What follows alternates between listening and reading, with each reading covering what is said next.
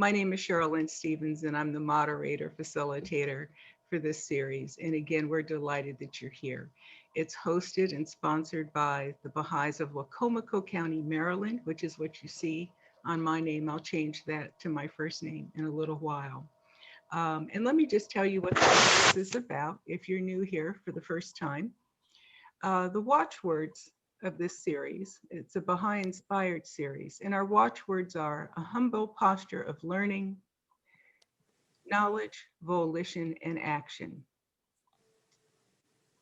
Knowledge is important, but it's nothing unless we take the will to do something with it. And even with willpower, we have to change that into action. And that is ultimately the objective of this series, is to be a part of that process for each of us in a way, in whatever way it is meaningful for each of us. The series, as I said, is sponsored by the Baha'is of Wacomico County. We meet the second and fourth Saturdays of the month from 7:30 to 9:30. We're often here until 10:30 or 11 because we have such great discussions and no one wants to leave. We try to keep it at 10:30. And then what really unites us in this collaborative space is a commonly held commitment to carrying forward an ever advancing civilization that is both materially and spiritually rich. The most important precedent for that lofty and attainable goal is the eradication of racism. Without that accomplishment, there can be no justice, no peace, and no true prosperity for humanity. So our intent in offering this series is to go beyond education and learning. Our intent is that these sessions will inform and inspire actions, whether taken up as individual initiatives or collaborations with others. And that is ultimately the true measure for the success of this series. Okay, so thank you very much for letting me share that with you. So let's talk about this praise, prayer, and devotional potlatch. First, I want to talk about the design here. And this was created in collaboration with a wonderful fellow who was referred to us named Ethan Martin. Are you here, Ethan? If he is, if we can get him spotlighted with us here. And I'm going to describe what Ethan was able to do for us and why I personally just love this image. What we have here is a heart in the center, clearly, because in this devotional, we're asking people to bring a gift of the heart and spirit. Okay, Ethan's not here yet, so maybe we'll call him. If you see him, let me know, and we'll get to him later. I wanted to acknowledge his work on the graphics with this because he's the fellow that put this together for us. And what you see represented here in the center bottom, that is an African print. On the bottom left is a Native American print. Above it, a Celtic print. Center top is a Latin American print. Top right is a Persian print, and bottom right is an Asian or Chinese print. And all of these were put together to represent the wonderful diversity that we have in the human family. And this praise and prayer devotional potlatch is to bring all of that together, to invite all of us together. So let me just say a word or two about this, and then I want to encourage you to participate and to attend. So this space, this potlatch, it welcomes cultural, ethnic, religious, spiritual gifts of heart and spirit that are uplifting, inspiring, moving, joyful, and or reflective. Gifts of recitation, prayers, poetry, spoken words, storytelling, chanting, drumming, instrumentals, dancing, singing in its many, many forms. And if you're not a performer, but you have a favorite YouTube video, just give us a link and we'll include that too as your offering. Can I have the next slide, please? Thank you. So This one shows you how to participate. Now, the deadline is next Saturday, so really got to get a move on. And if you want to come, we encourage you to dress in whatever attire is comfortable for you. Bring your ancestral or ethnic dress or your regalia, your pajama bottoms, as long as you have a pajama top with them.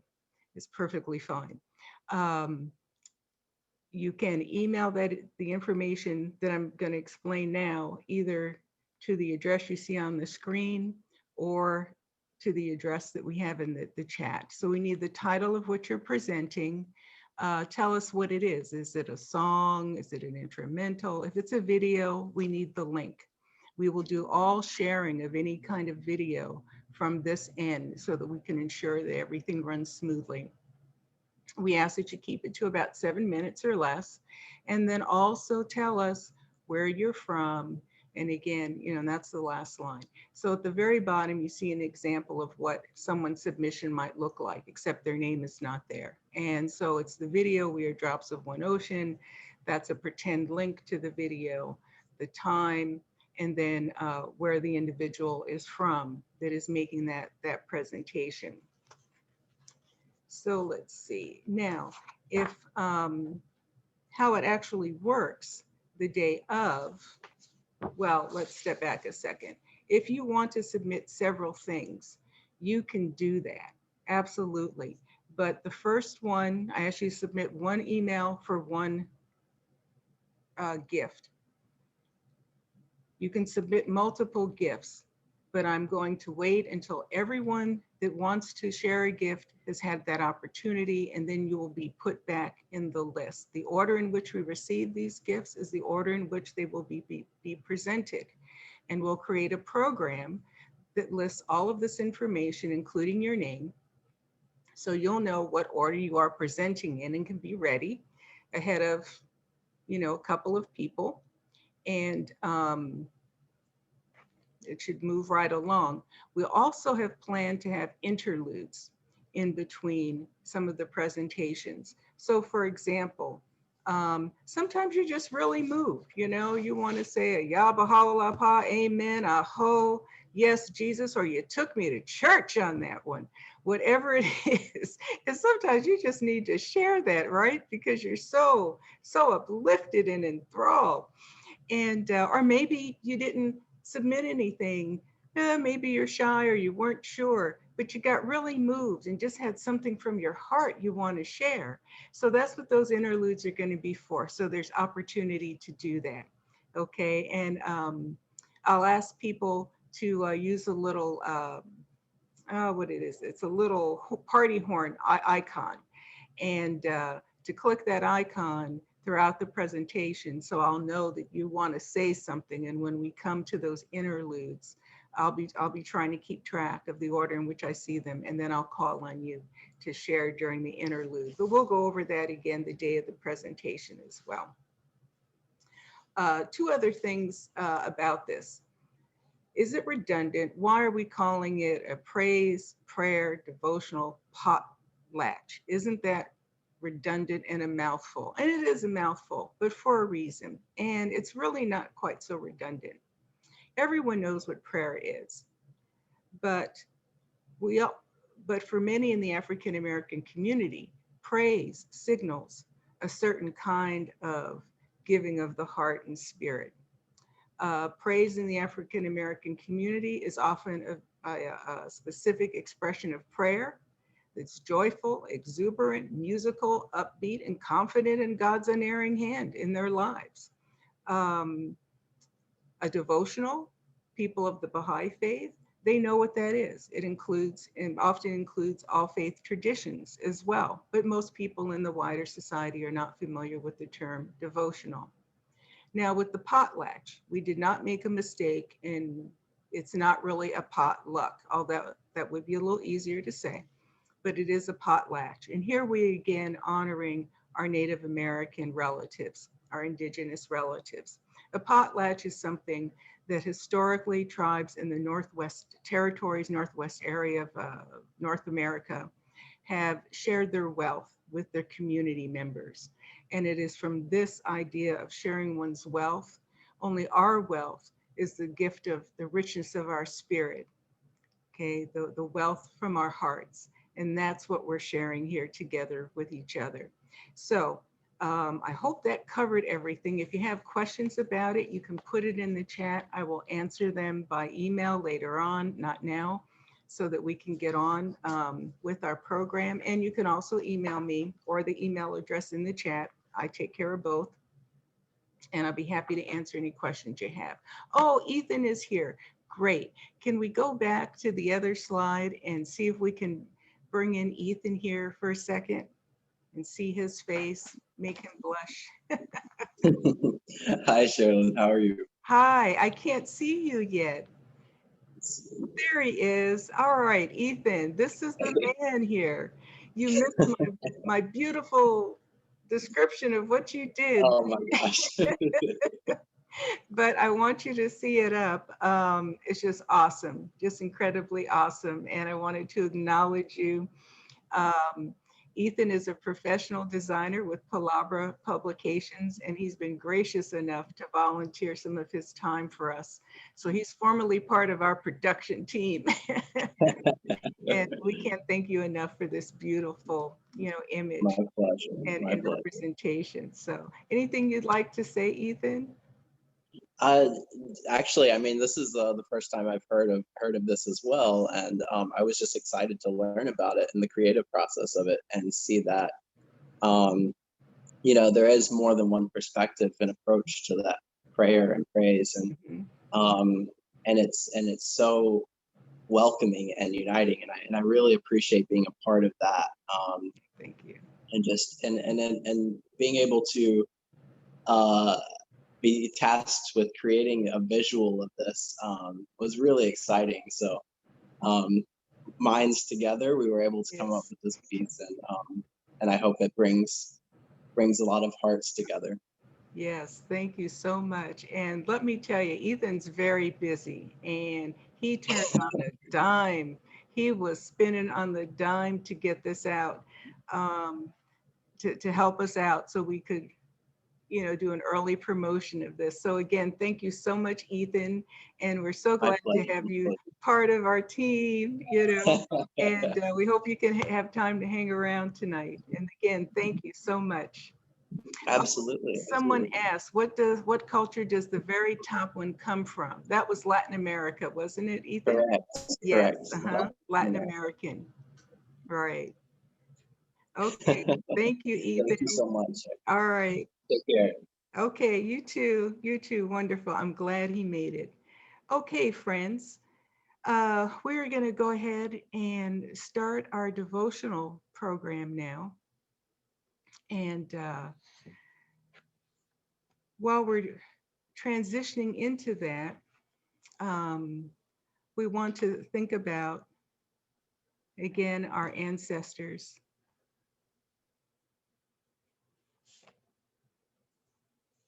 And just take a moment to take a breath.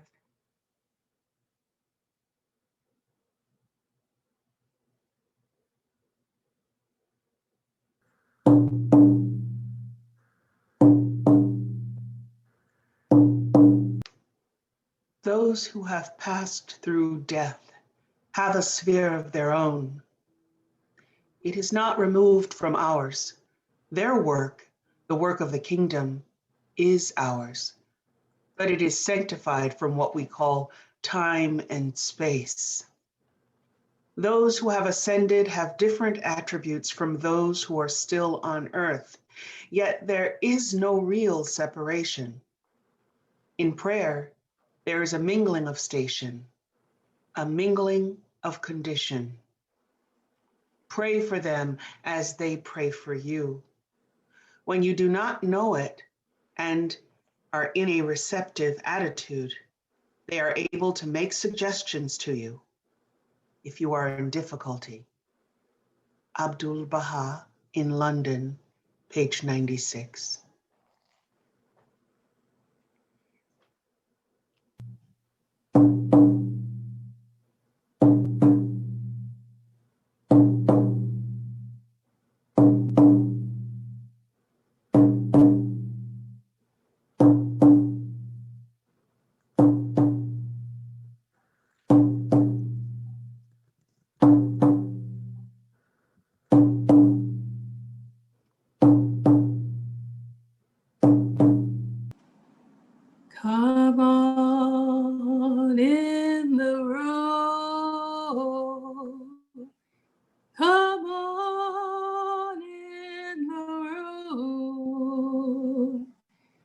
Baha'u'llah is my doctor. He writes up all of my prescriptions.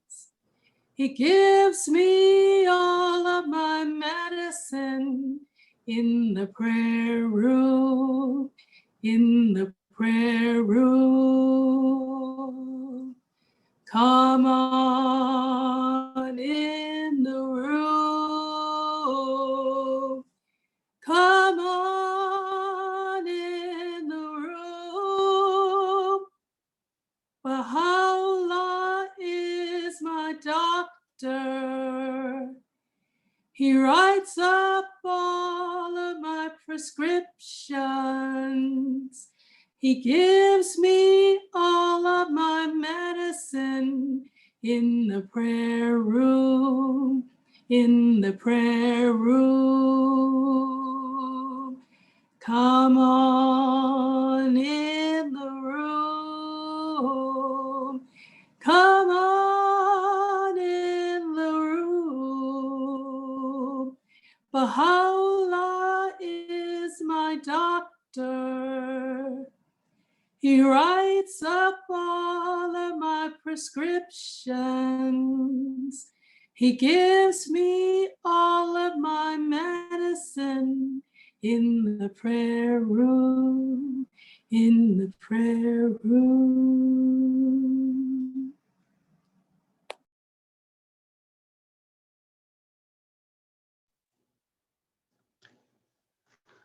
O my God, O my God, O thou forgiver of sins, bestower of gifts, dispeller of afflictions.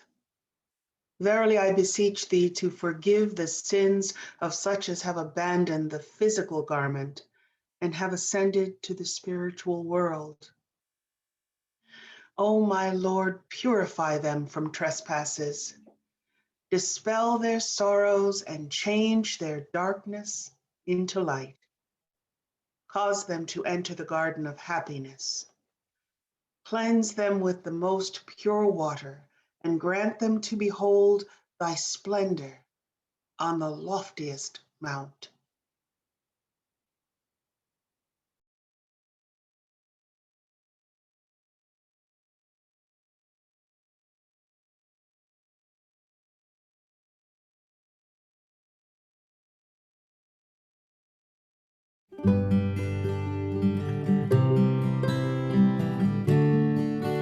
O thou kind Lord, is gathering, is turning to thee. These hearts are radiant with thy love. These minds and spirits are exhilarated by the message of thy glad tidings, O God. Let this American democracy become glorious in spiritual degrees, even as it has aspired to material degrees, and render this just government victorious.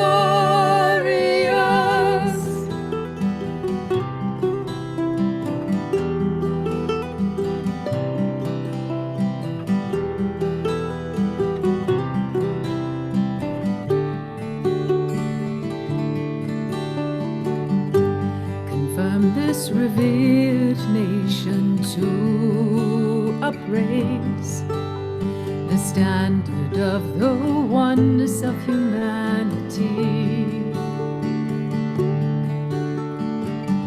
to promulgate the most great peace, to become thereby most glorious and praiseworthy among all the nations of the world.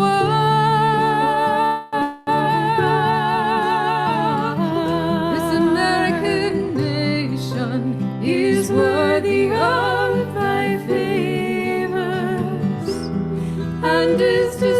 deserving of thy mercy. Make it precious and near to thee. Through thy bounty and bestow.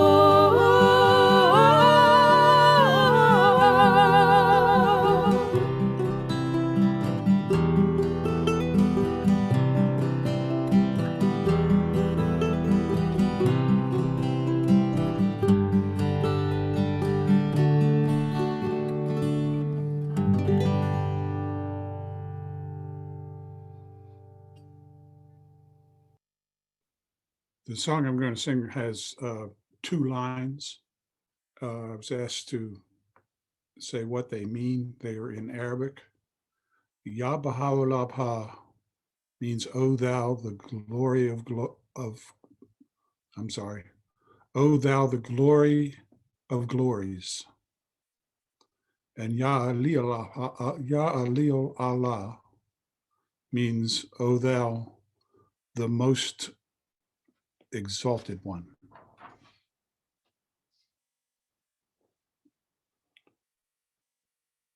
Ya Baha'u'llah, Ya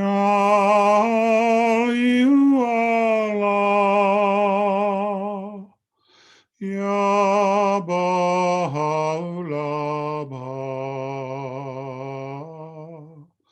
Ya Allah,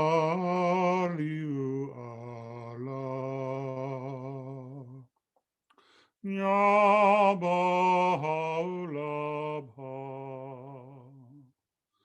Ya Allah,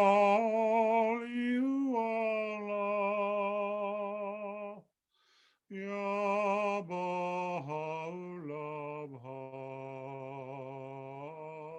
Ya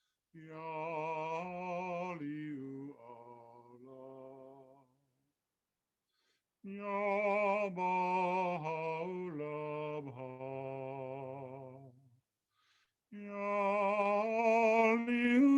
Allah, Ya Baha'u'llah,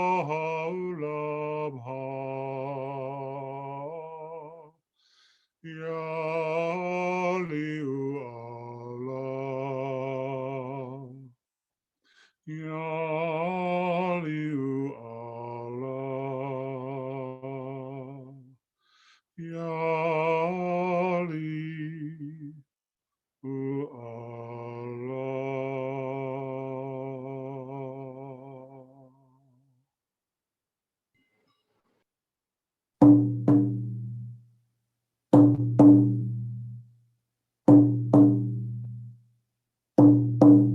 I'd like to take this time to acknowledge everyone that helped put this devotional together.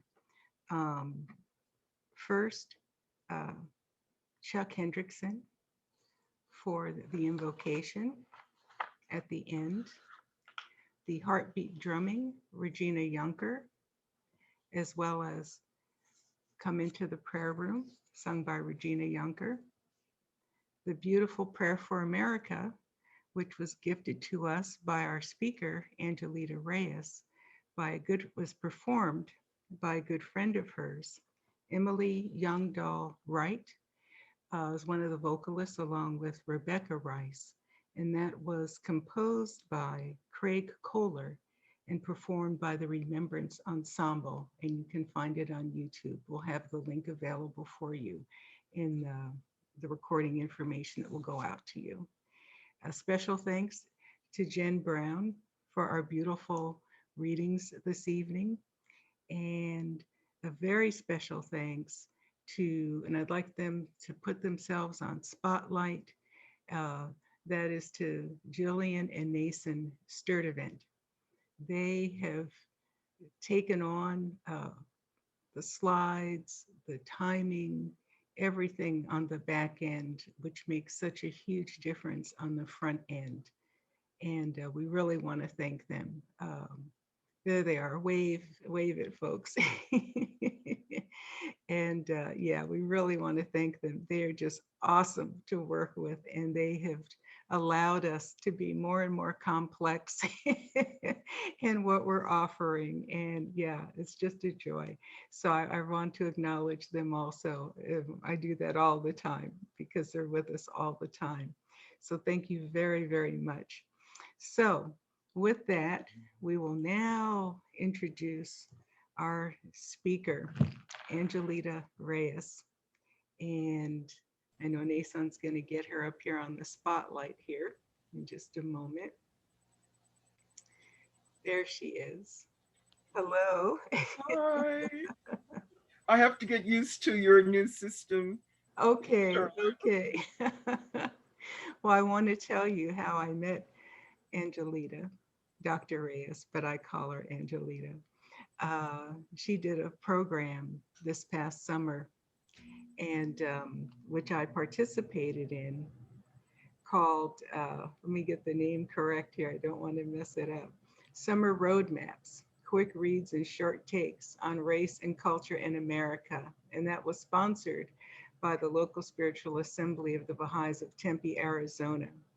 There were 300 enrollees in this free 7-week series, and more people wanted to enroll. And the only thing that prevented them, I think, was Zoom capacity, right? Yeah, and it was a wonderful, wonderful take on the road trip. And if you knew the Green Book, you know, you have to know where to go. And so she gave many, many people a guide to understanding race from many different perspectives, and many wonderful conversations that followed. Let me share a little bit about her. Aside from being a delightful conversationalist, we just have the best conversations that just flow. She's a professor emerita at Arizona State University in the School of Social Transformation. I wish I knew about that school when I was in grad school. I would have been in there too. She's an award-winning author, educator, consultant, and public speaker. She's contributing voice in today's national and global arena of new approaches to social justice and organizational transformation. She's the daughter of a father who immigrated from Honduras and a mother who migrated from Southern Virginia during the Great Migration in the United States. Her life work focuses on the ethics of social justice through empowered social transformation. She promotes engaged scholarship or public knowledge that advocates for higher education to address wider community audiences through civic involvement and social action. She is an active member of the Baha'i faith, serving in many local, national, and international capacities. And in 2020, as I mentioned earlier, following the killing of George Floyd, she created the series Summer Roadmaps as a response to the urgent need for a form of constructive resilience. She has served in numerous civic leadership positions as well. She is the recipient of the City of Tempe Human Relations Martin Luther King Diversity Award for Community Leadership. Her civic work also takes her to rural communities east of the Mississippi. She is the founder and president of the board of directors of Literacy Interactives, a 501c3 nonprofit organization based in Virginia that advocates the interactive literacies of cultural history, education, and technology for bridging communities. Her organization is the recent awardee of a multi-year grant from the Virginia Humanities, which will fund a digital literacy and historic preservation initiative in rural Virginia. So we could go on and on. This is such an accomplished woman, my goodness. And she's very humble. She didn't know I was sending out the long, long bio that she gave me. She's, oh, no. So she's quite humble as well. So please let me welcome Dr. Angelita Reyes. And thank you so much for coming today. Thank you. Thank you so much. So, let's see, we're going to get started here. Yeah.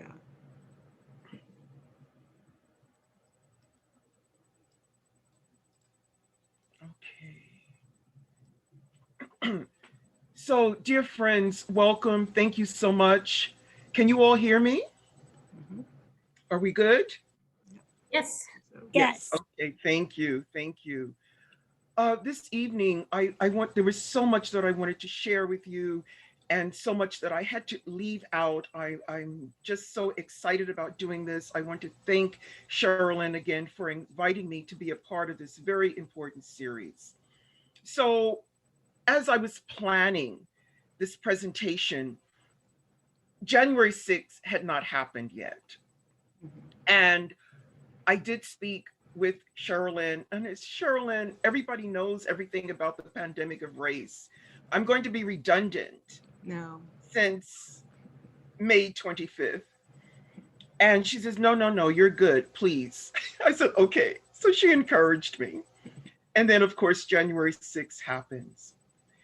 So all over again, dear friends, there's an urgent need for constructive resilience, for healing racism, because we are again and again summoned, powerfully forced to deal with what Shoghi Effendi tells us is the most vital and challenging issue in American society.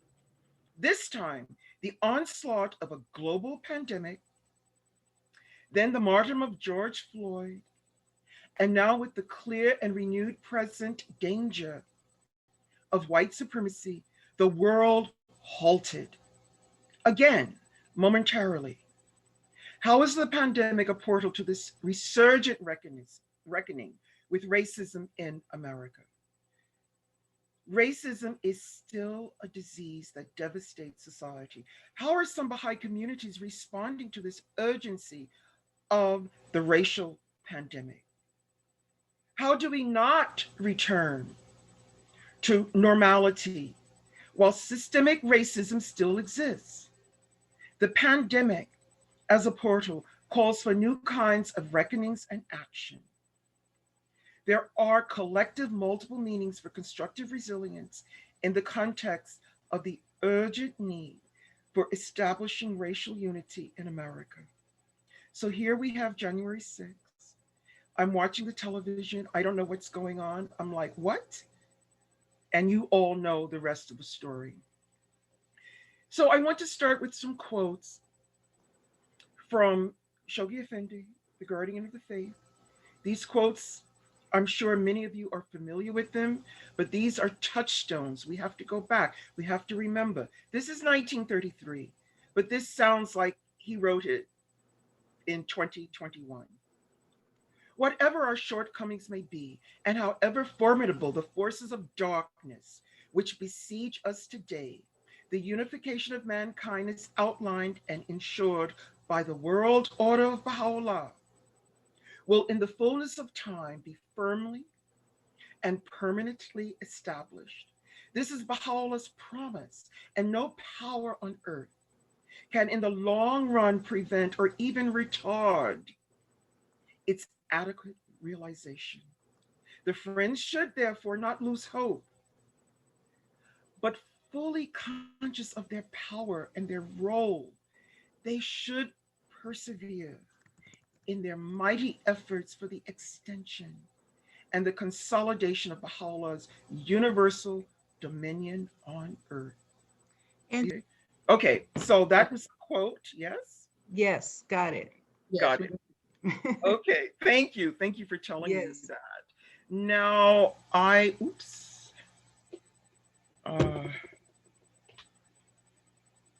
now I cannot see my quotes, Sherilyn. Okay, I think I can see it now. If you go up, I got it. I think I got it? Mhm. Okay. Okay. So we're moving from January 6th. I don't see the full screen, but if I have problems, I'll ask somebody else to read, okay? Okay. Okay. So we're moving from January 6th to January 20th. You all are familiar by now with this beautiful daughter of America, this girl child, Amanda Gorman. And in her poem to the nation, at the end, she said, "There's always light, if only we're brave enough to see it, if only we are brave enough to be it." I'm juxtaposing those beautiful words with words that we are also, as Baha'is, already familiar with. Thou art dark in countenance and bright in character. Thou art like unto the pupil of the eye, which is dark in color, yet it is the font of light and the revealer of the contingent world. So this beautiful metaphor of light resonates with us on different platforms. I just think it's so marvelous that we have this as we move into this new journey in America. So now some more, let's see, this is what I cannot see for some reason. Okay. Okay, Charlene, can you read that? Yes, Okay, thank yes, I you. certainly can. And friends, I have highlighted these important concepts, words of action. This is 1933, okay, when it was written. Okay, thank you, Charlene. Oh, my pleasure. The ceaseless exertions which this issue of paramount importance calls for, the sacrifices it must impose, the care and vigilance it demands, the moral courage and fortitude it requires, the tact and sympathy it necessitates, invest this problem, which the American believers are still far from having satisfactorily resolved, with an urgency and importance that cannot be overestimated. White and Negro, high and low, young and old, whether newly converted to the faith or not, all who stand identified with it must participate in and lend their assistance, each according to his or her capacity, experience, and opportunities. Thank you, Charlene. Vigilance, moral courage, fortitude, tact, and sympathy it necessitates. This tact, that's very important among many Baha'i communities now. But there's the urgency and the opportunities. So I would like for these ideas, these concepts, these words of action to resonate with you. But you may say our capacity, our experiences, and opportunities have changed during COVID-19. But remember, there will always be light if only we are brave enough to see it, if only we are brave enough to be it.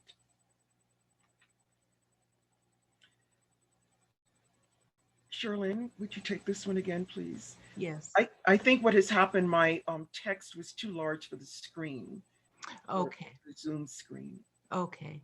Freedom from racial prejudice in any of its forms should, at such a time as this, remember 1933, when an increasingly large section of the human race is falling a victim to its devastating ferocity, be adopted as the watchword of the entire body of the American believers in whatever state they reside, in whatever circles they move, whatever their age, traditions, tastes, and habits.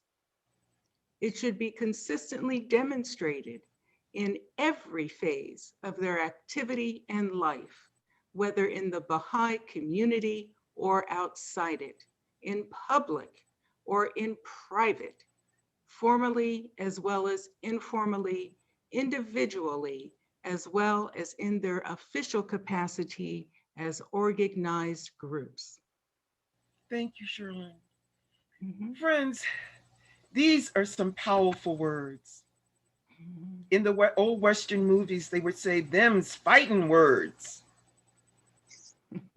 That's a lot. That's a lot. But we are called to do it. We're called from our various platforms. Some of the friends, and I've heard this, maybe you have heard it. Oh, why do we have to always be talking about race? Talking about race defeats unity. It's political. It's too much. But this is what Shoghi Effendi has given us this mantra in 1938.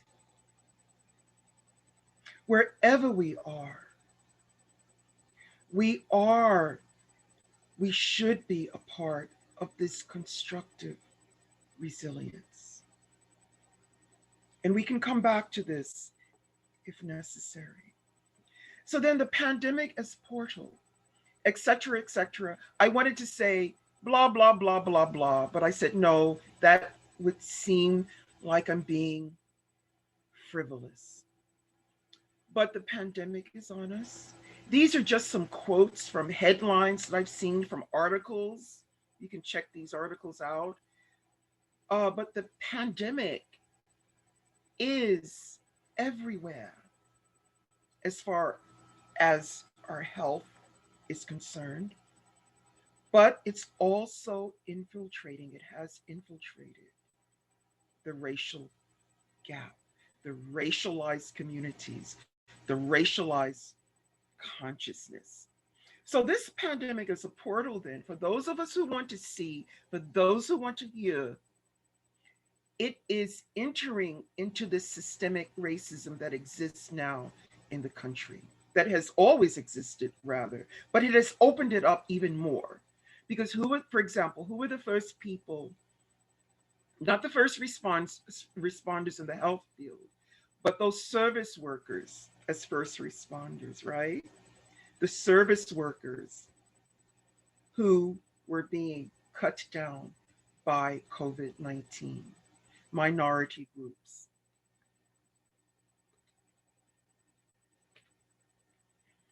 Caste. In my title, I refer to caste. Some of you have told me you have read this fantastic book by Isabel Wilkerson, Caste, The Origins of Our Discontents About Race in America. She defines caste, it's the term that is more precise than race. It is more comprehensive. And it gets at the underlying infrastructure that often we cannot see, but that is there undergirding much of the inequality and injustices and disparities that we live with in this country. Caste. So how do you look at caste? You say, well, what's the difference? It's discrimination, it's prejudice. But I agree with Wilkerson in this instance. Caste is insidious. It's always there. Whether you're a light complexion person of color, whether you're dark, if you are a person of color as designated in American society, you are in a caste. You are cast. There's the expression, the die is cast. May I give you an example, a very quick example? I won't go into details. So I'm a university professor. I have my doctorate. Supposedly that means I am the crown jewel of academia. Keep in mind, I said supposedly. I've traveled. I speak foreign languages. I have a daughter who is an attorney. I'm Professor Emerita on campus.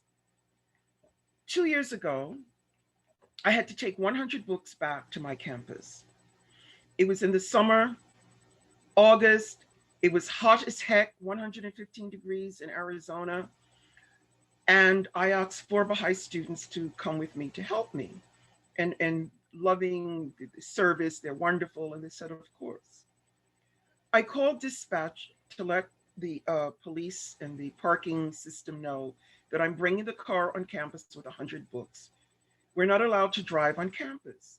And I said, may I do this? And they said, yes, fine, it's all right. I said, but what if the campus police stop me? They said, no, just tell them we gave you the permission. And I was a little bit insistent, but I need a written permit. No, you don't need a written permit. It's all right. You're doing this on a Saturday. Nobody's on campus. The summer session is over. I reluctantly said, okay. So we're on campus that afternoon. I'm driving very slowly. It's just a short distance, but we have all these books and we can't carry them from the car to the library. And a police car starts following me, and we're all going very slowly. I mean, we're on campus. I park, the students start taking the books out of the car.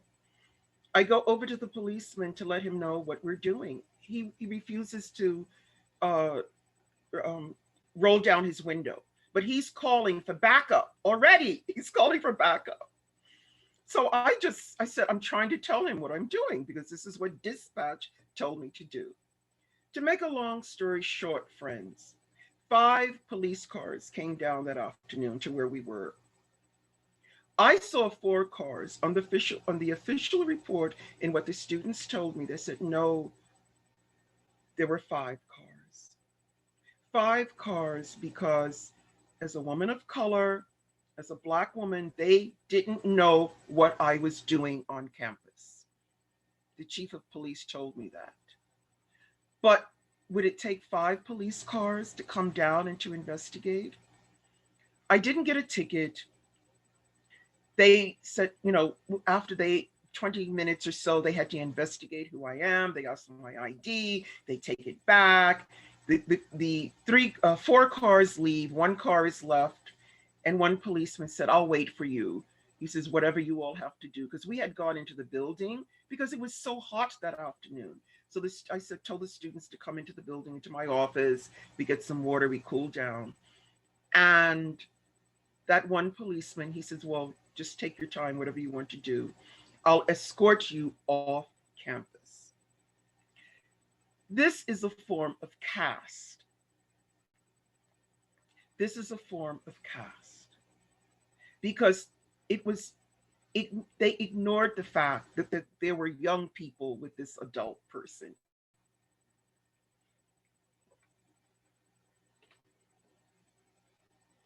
Cheryl-Lynn, could you please read the top of this one? Certainly. Caste focuses in on the infrastructure of our divisions and the rankings, whereas race is the metric that's used to determine one's place in that. Thank you. Race is the metric that's used to determine one's place in that ranking. I purposely didn't want to show you the photo of George Floyd being killed, the arrogance of the policeman with his knee on his neck.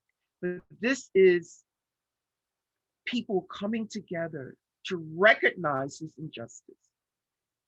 So what can I do? What can we do? Remember, we talked about capacity, the experience, the opportunities, constructive resilience. It's like being prepared for the journey.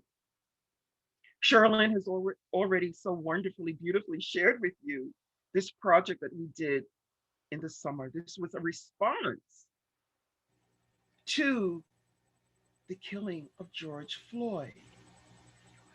We all have a capacity. I could not go out to protest. I said, what can I do? What is my capacity? And as an educator, at my fingertips was the ability, the capacity to do a course, to do a mini series. And our beloved LSA of Tempe, Arizona, they said, go for it. Whatever you need. What do you need? Angelita, what do you need? And this idea of the journey, and we need tools on our journey. You take certain things that will help you on that journey. It's a roadmap, your GPS. And so we put this mini series together, and we put the mini series together in 3 weeks. And I thank the millennial technicians who helped me. And I think Alexandria Reyes Schroeder is on this call tonight. She was one of the millennials who helped me, not to mention the fact that we have shared DNA. And I thank Cheryl-Lynn for attending, and this is how we have become friends online. So there's so many avenues, there's so many platforms for constructive resilience in the context of the Baha'i writings and the urgency that Shoghi Effendi, the Universal House of Justice, and the NSA of the United States, they're all telling us this. Again, what can I do to bring about racial unity? What is white fragility? What can we do? How, when, where? What's redlining? Who was Emmett Till? I wanted the friends to know about race and culture in America because many people do not know. They would like to know, but they don't know. This is a stepping stone. This is a portal into constructive resilience. One of the portals. One of the portals.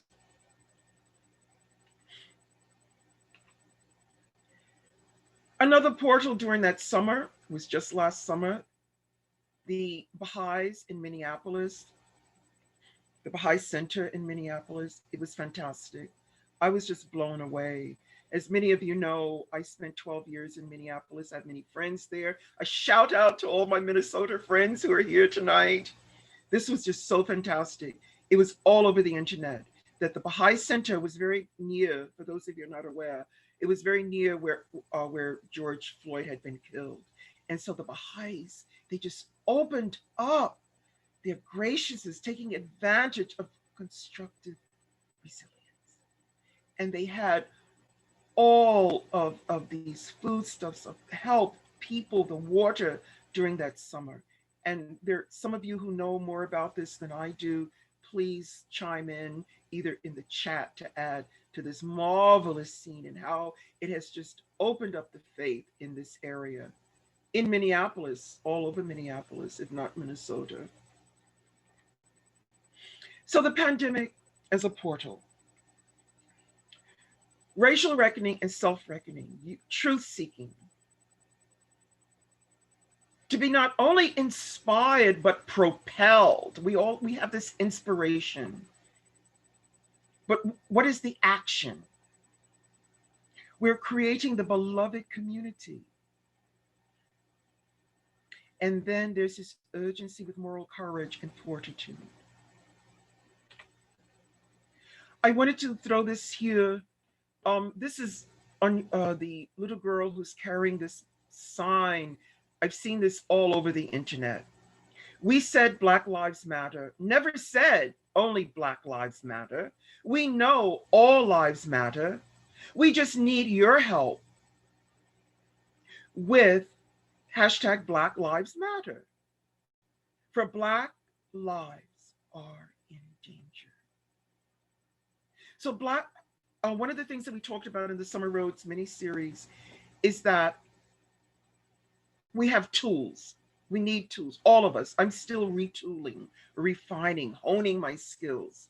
So when someone says, well, BLM, Black Lives Matter, it's political. We don't want that. It's not partisan politics.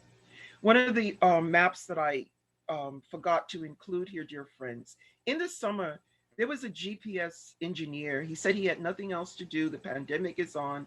He started mapping every Black Lives Matter protest, demonstration in the whole world, globally. There were about 4,000 last summer. If anyone wants that, you can Google it. NPR did a series on it, or I can send it to you. Every place in the world, and I think he's still doing it. I'm not sure.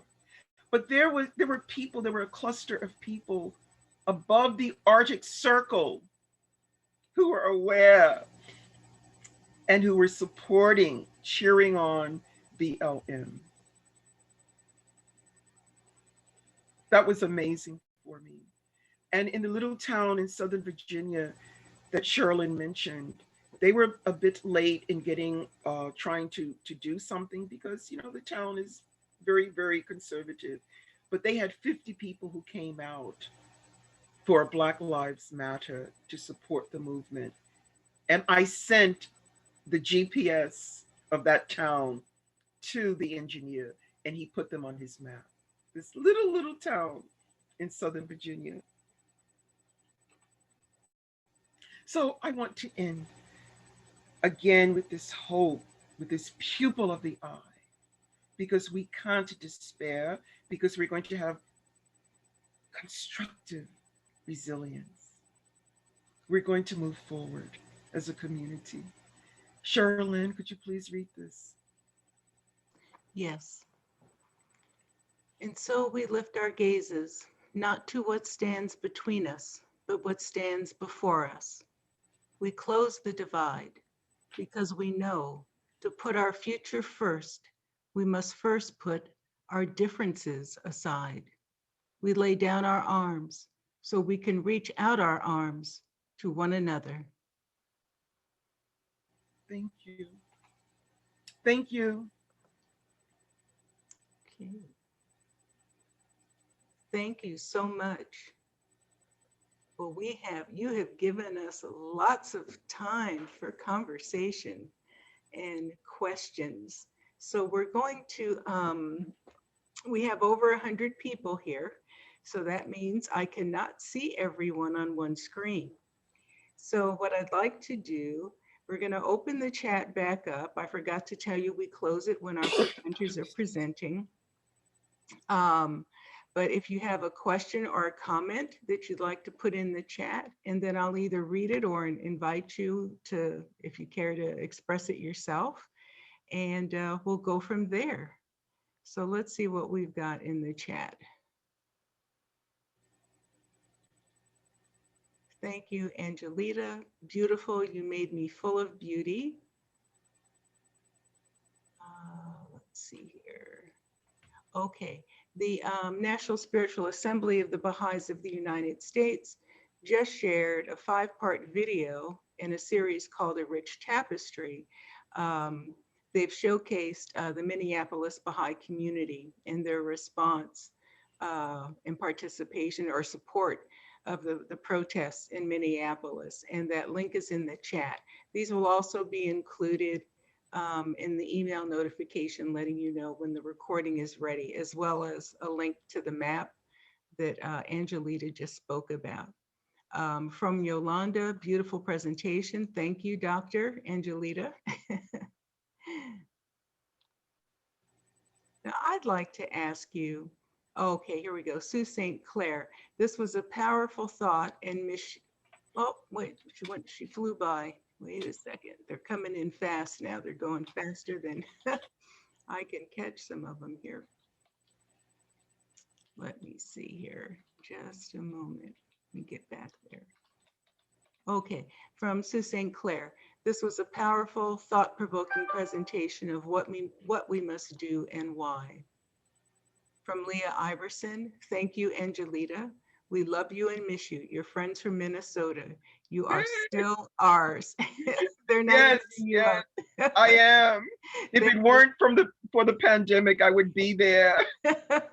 They're not even adopting you out.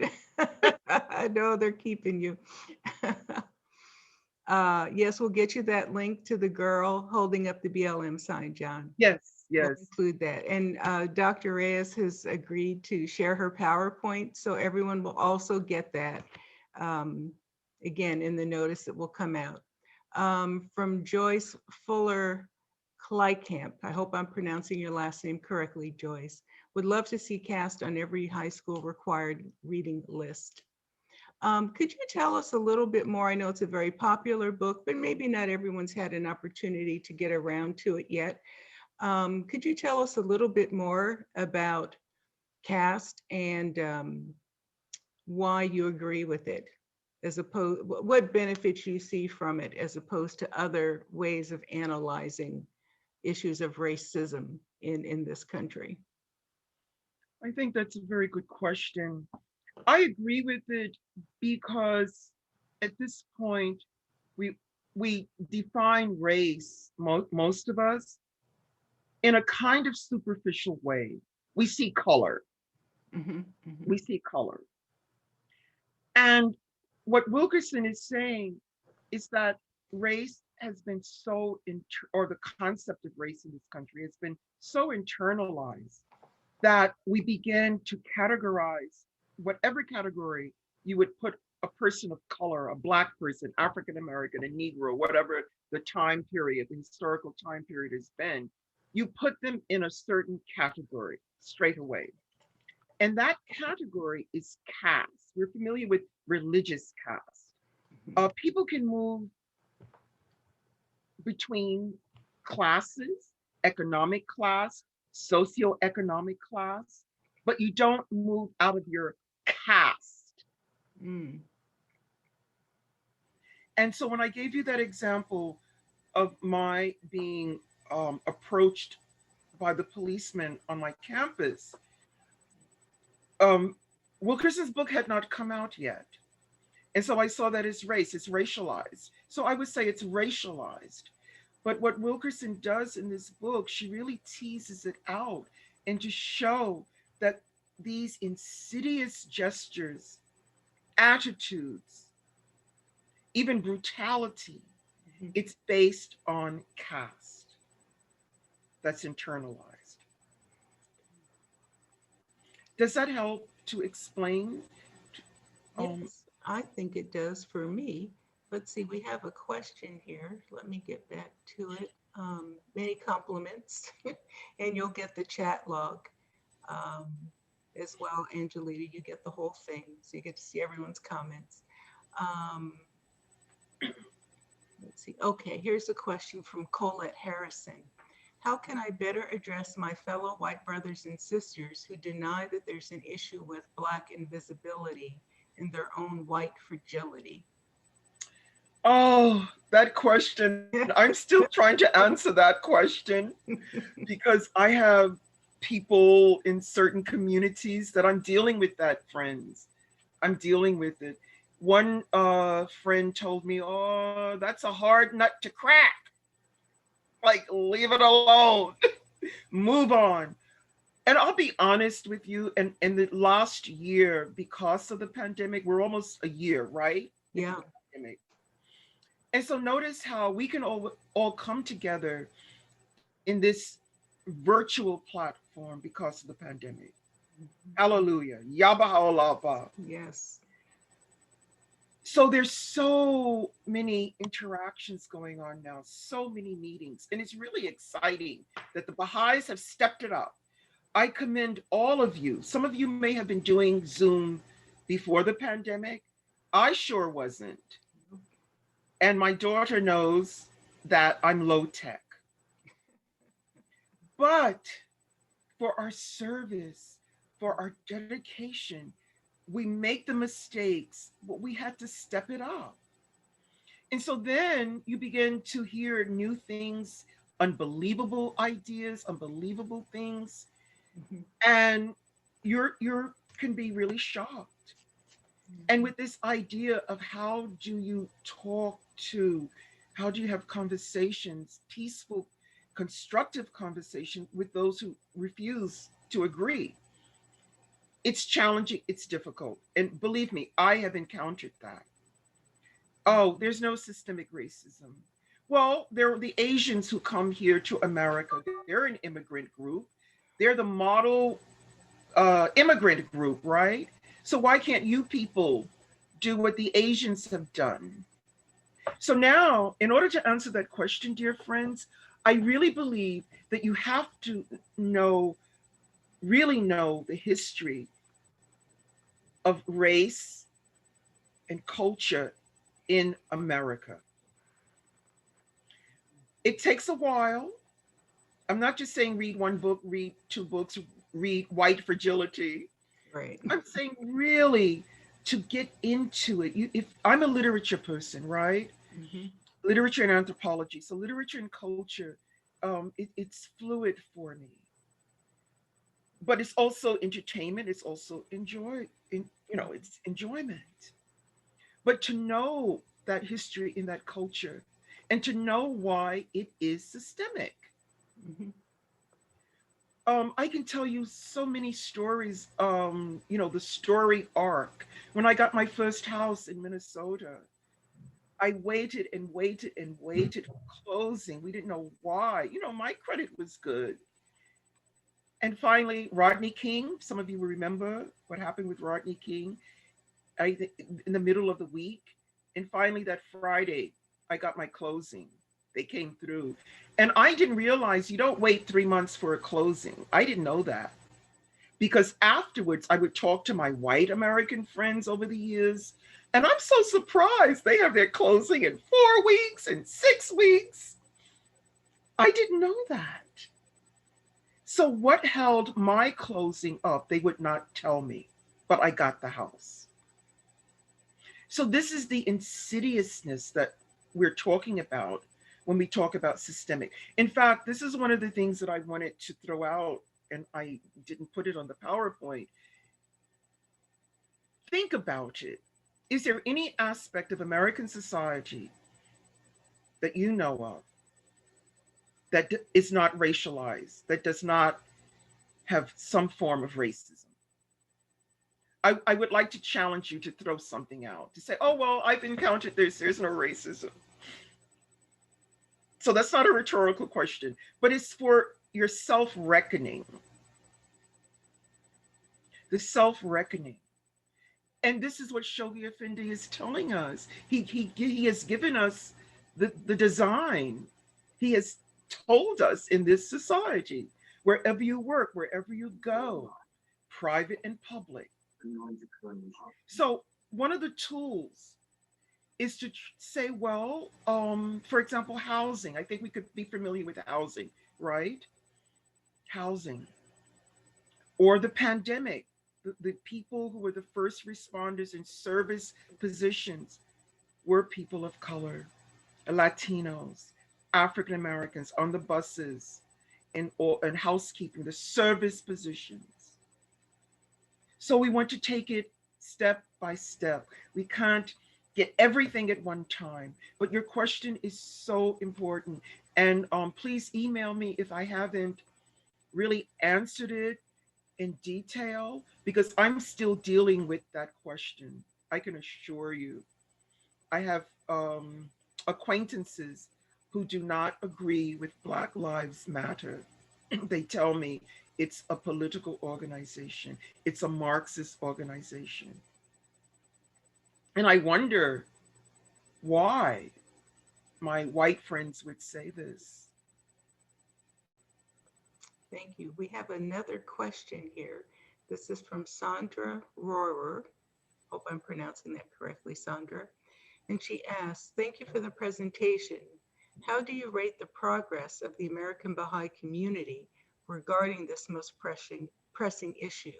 How do we measure this? Well, do you mean quantitative or qualitative measurement? Sandra? Okay, Sandra, would you like to unmute and clarify your question?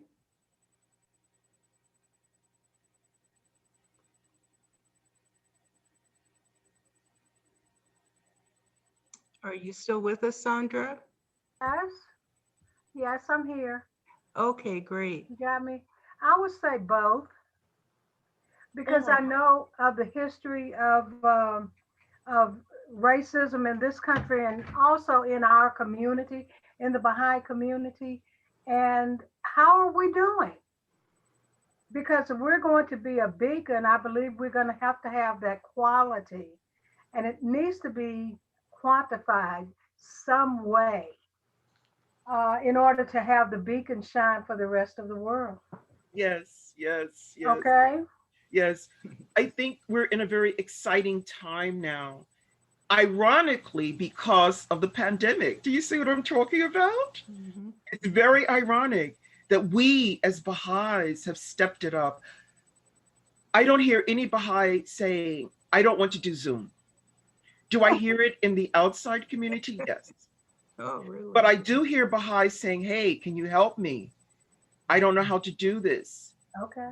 And some millennial or some granddaughter, some 5-year-old goes and helps us, right? A 5-year-old takes the cell phone from her grandmother and tells her, excuse me, how to do Zoom. Okay. So we have stepped it up because we have the spirit. We want to give ourselves credit for that spirit. We, as I said before, we're familiar with the writings. But Angelita? yes, just one more point to answer her question. Yes, so we have that spirit, but we still have to work a little bit harder, friends. And I think it's more challenging now. On the one hand, we have Zoom, we can have the meetings that we attend. You all are here. I give you all the brownie points. You're here. But at the same time, we're more challenged because we cannot go out. We cannot go out to meet up with people, to invite them. We can't do that. So this is our challenge. How do we begin to be creative with this idea of constructive resilience? One of the things I would like to also say very quickly, Susan, if I may, relationships. We want to, I know we're in a pandemic, but we need to build relationships with other friends, with African Americans. As Sherilyn said, this is primarily, we're talking about African Americans. We need to build, and it's a challenge. I know it is, but you can do it. You can do it. Yeah, so I hope I've answered your question. Qualitatively, I don't have the statistics quantitatively, but I can just see all of the activity, that this momentum of what we're doing online, through meetings, through conferences, through the Pupil of the Eye conference. So yes, yes, I want you to keep it up. Just keep that energy up, friends. Yes, somebody else was going to chirp in. Yes, and if you have a question or you want to make a comment, friends, please get in the chat. Don't take yourself off mute. It makes it a little difficult. Thank you. So we do have another question here, a couple actually. This is from Cynthia Phillips. She asks, have any places in the world overcome caste? Is there any solution other than to separate ourselves from fragile white people for our own mental health? Other groups like Asians, for example. Do you want to come on, Cynthia, and share your question? Yes, Asian people, when they came to America in the 80s, I have a rag on my head, that's why you don't see my face. What they immediately did was they asked for loans, 20-year loans with no interest rates, and they got amongst themselves. So that's why today they're called the model minorities. But really what they did was they immediately separated themselves from the racism in America until they got stable on their own feet. And no one seemed to have a problem with that. But if you look throughout history, the times when Blacks were the most successful was really when we had our own businesses and kind of did our own thing. And then when we were strong enough, we came as equals to the table, not as servants. And so I wonder, is there any place in America or in the world that's ever overcome a caste system? Or basically, do you have to force people to recognize you by, getting away from them and building your own communities first and then going back? I mean, is there any example out there where caste really was eradicated? Well, I think we have to remember that all of this caste, racism, prejudice, it began with colonialism. Some people would say here in America, it started in 1619. Those of you who took the Summer Road Maps course, remember, we had a segment on 1619, the first 20 and odd Negroes who were brought to Jamestown. 1619, please go online if you're not familiar with it. 1619, to say that there were Africans as enslaved people in the New World that early, that was even political sized. The previous White House administration was against anything about 1619. They said, no, 1776 is the year of celebration for democracy, for the establishment of America, not 1619. We don't count Jamestown. We don't count 1619. So if you know your history, you can explain, wait a minute, this is what happened in 1619, from 1619 to 1776. So now getting back to Asian Americans, they were also discriminated against in the 19th century in California. Insidious, horrible. It's not just recently in the late 20th century. that Asian Americans, the Chinese, the Japanese have been coming over to America. There was discrimination. But getting back to what I said before and what Charlene also referred to, this idea that the most vital and challenging issue is Black and white. It's not because we're leaving out Native Americans or Latinos or the Asian Americans. It's because what this country was founded on, that horrible memory of slavery, of enslaving people of African descent, and what happened after slavery was abolished, immediately after. And this is, again, what we dealt with in the Summer Roadmaps course. Immediately after, there was Jim Crow, there was segregation, there was lynching in retribution to the slaves being emancipated. So again, people will do this correlation. Well, the Asian Americans, they've done well. They're very, very educated. Well, they have done well as immigrants. But again, they were not enslaved in this country. They were treated very badly in the 19th century moving forwards. But they have managed, in many instances, to overcome that prejudice, which was not the same type of racism against African Americans. And so, in fact, many social scientists, they disagree with this idea of the model. But wouldn't you say that they overcame it? Overcame what? They never had slavery. They were never enslaved. Okay, but what I'm saying is that they overcame it. True, but they overcame the discrimination by separating themselves, building their own communities first, and then came equal. African And American. that's what I'm asking, is that if America cannot, if the dominant structure cannot is not willing to concede power, then after 400 years, doesn't it, as with the Asians who basically made their they trade with each other, they lend with each other, they do things with each other, wouldn't there be some element of self-preservation that tells Black people that they too should spend their dollars within their own communities and build themselves up so that they don't have to go to banks for loans that turn them down and to bad schools that undereducate them? I mean, there just seems to be a logic to it that after 40 years of begging, that we need to help ourselves more, and still be Baha'is. But I mean, you have examples of how people of different cultures have pulled themselves up, proverbially by their bootstraps. And it wasn't by getting help from white Americans. Well, there have been historically towns and small cities in America where African Americans did very well. The Tulsa, Oklahoma.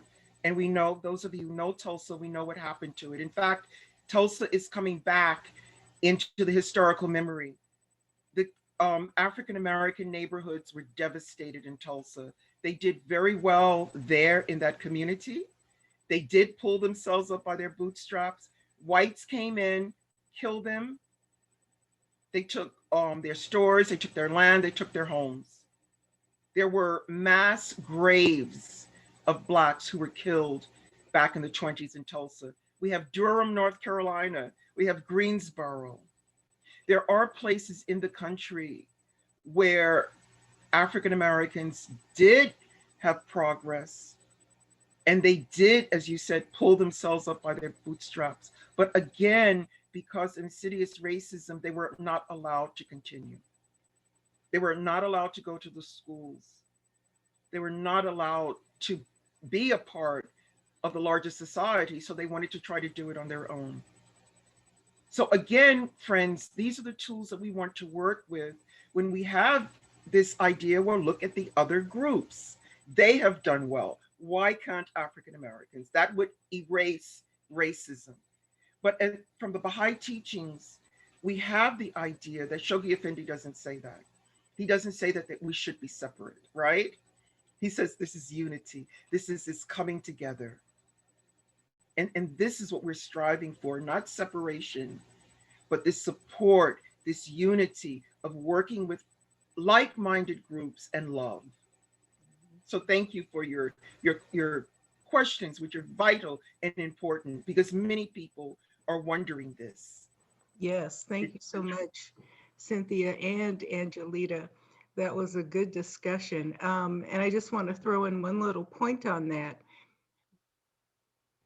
Growing up, when I first heard caste, it was a term used with the social and economic structure of India. India has a caste system, right? And at least I've always thought of it in that way. And I do know that, and although India is not a homogeneous society by any means in terms of religion, color, there is racism based on color there, as well, just as there is here. However, I am aware that in Baha'i communities, they have been successful in eliminating caste and eliminating the othering of people who normally would have been disdained and not allowed to touch you. I mean, the caste system was that bad. You could only have certain occupations. You could not touch certain people. You could not handle their clothing. You couldn't even serve other people. So within Baha'i communities there's been a great deal of progress on that front. So I just wanted to share that little bit. We have another question from Angelita Grist.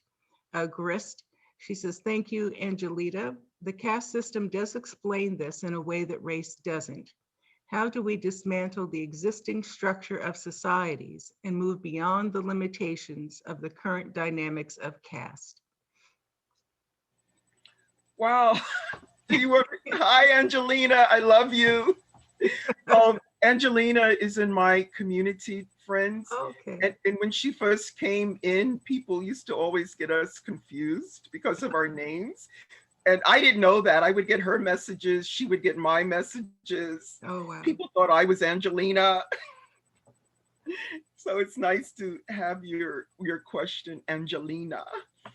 That's a big question. Mm-hmm. There's so many different approaches. And I think this is what I'm dissecting, that I'm really passionate about, that we all have our capacities, that we have different platforms. For example, the engineer who wasn't a Baha'i, the GPS engineer in the summer, he just said, hey, this is my field, this is my expertise. But look what he did with his expertise. He let all of the world know that I'm mapping the Black Lives Matter protests. And so when he got that word out, people were sending information to him until it got up to 4,000 just in the summer. So we have our different talents, Angelina, our different motivations towards the same goal, the oneness of the humanity, the light that we all believe in as Baha'is, and many of us believe in maybe who are not Baha'is. And that's what I firmly believe, we have those different capacities. Some of us may have the strength of technology. We can help those who don't. There's so many different ways, and many of us who now have to shelter home, that's the challenge. How can you be a part of this constructive resilience in the pandemic of racism? That's even more of a challenge now. And I know that. But you're here, Angelina. You're here listening to these wonderful questions and this discussion. So this is giving you that inspiration to propel you forward with these words that Shoghi Effendi has left us with, this urgency. Okay, thank you. Ellen Kambuga asks, as a white person in my community, I started a book club to get white people used to talking about race. Many of the books were eye-openers to the white Baha'is. It took 2 years before our group started to talk deeply about race. And even then, there was so much avoidance.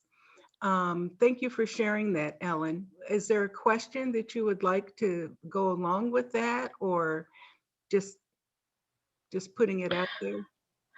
Yeah, I was just putting it out there because so I work at the National Baha'i Center, and for several years before that, we have these reflection gatherings, and race came up for like maybe a year or so before I started that book club, and there was a lot of frustration between, especially for the Black Baha'is that worked at National, because it seemed like a lot of the white Baha'is just sort of, if they would bring up race, it's sort of like, no, there's no problem, or I'll listen to you, but that's not really true. I mean, they wouldn't exactly say it's not true, but that was the way they acted.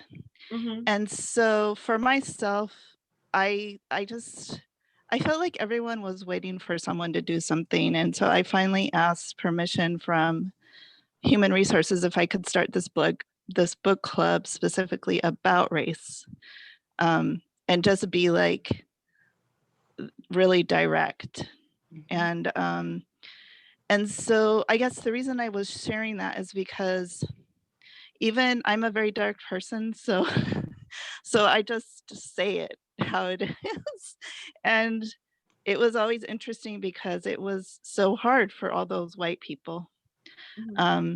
I mean, I'm white also, but I guess just the way I was raised is you deal with problems in yourself and in your community, and let's try to go forward.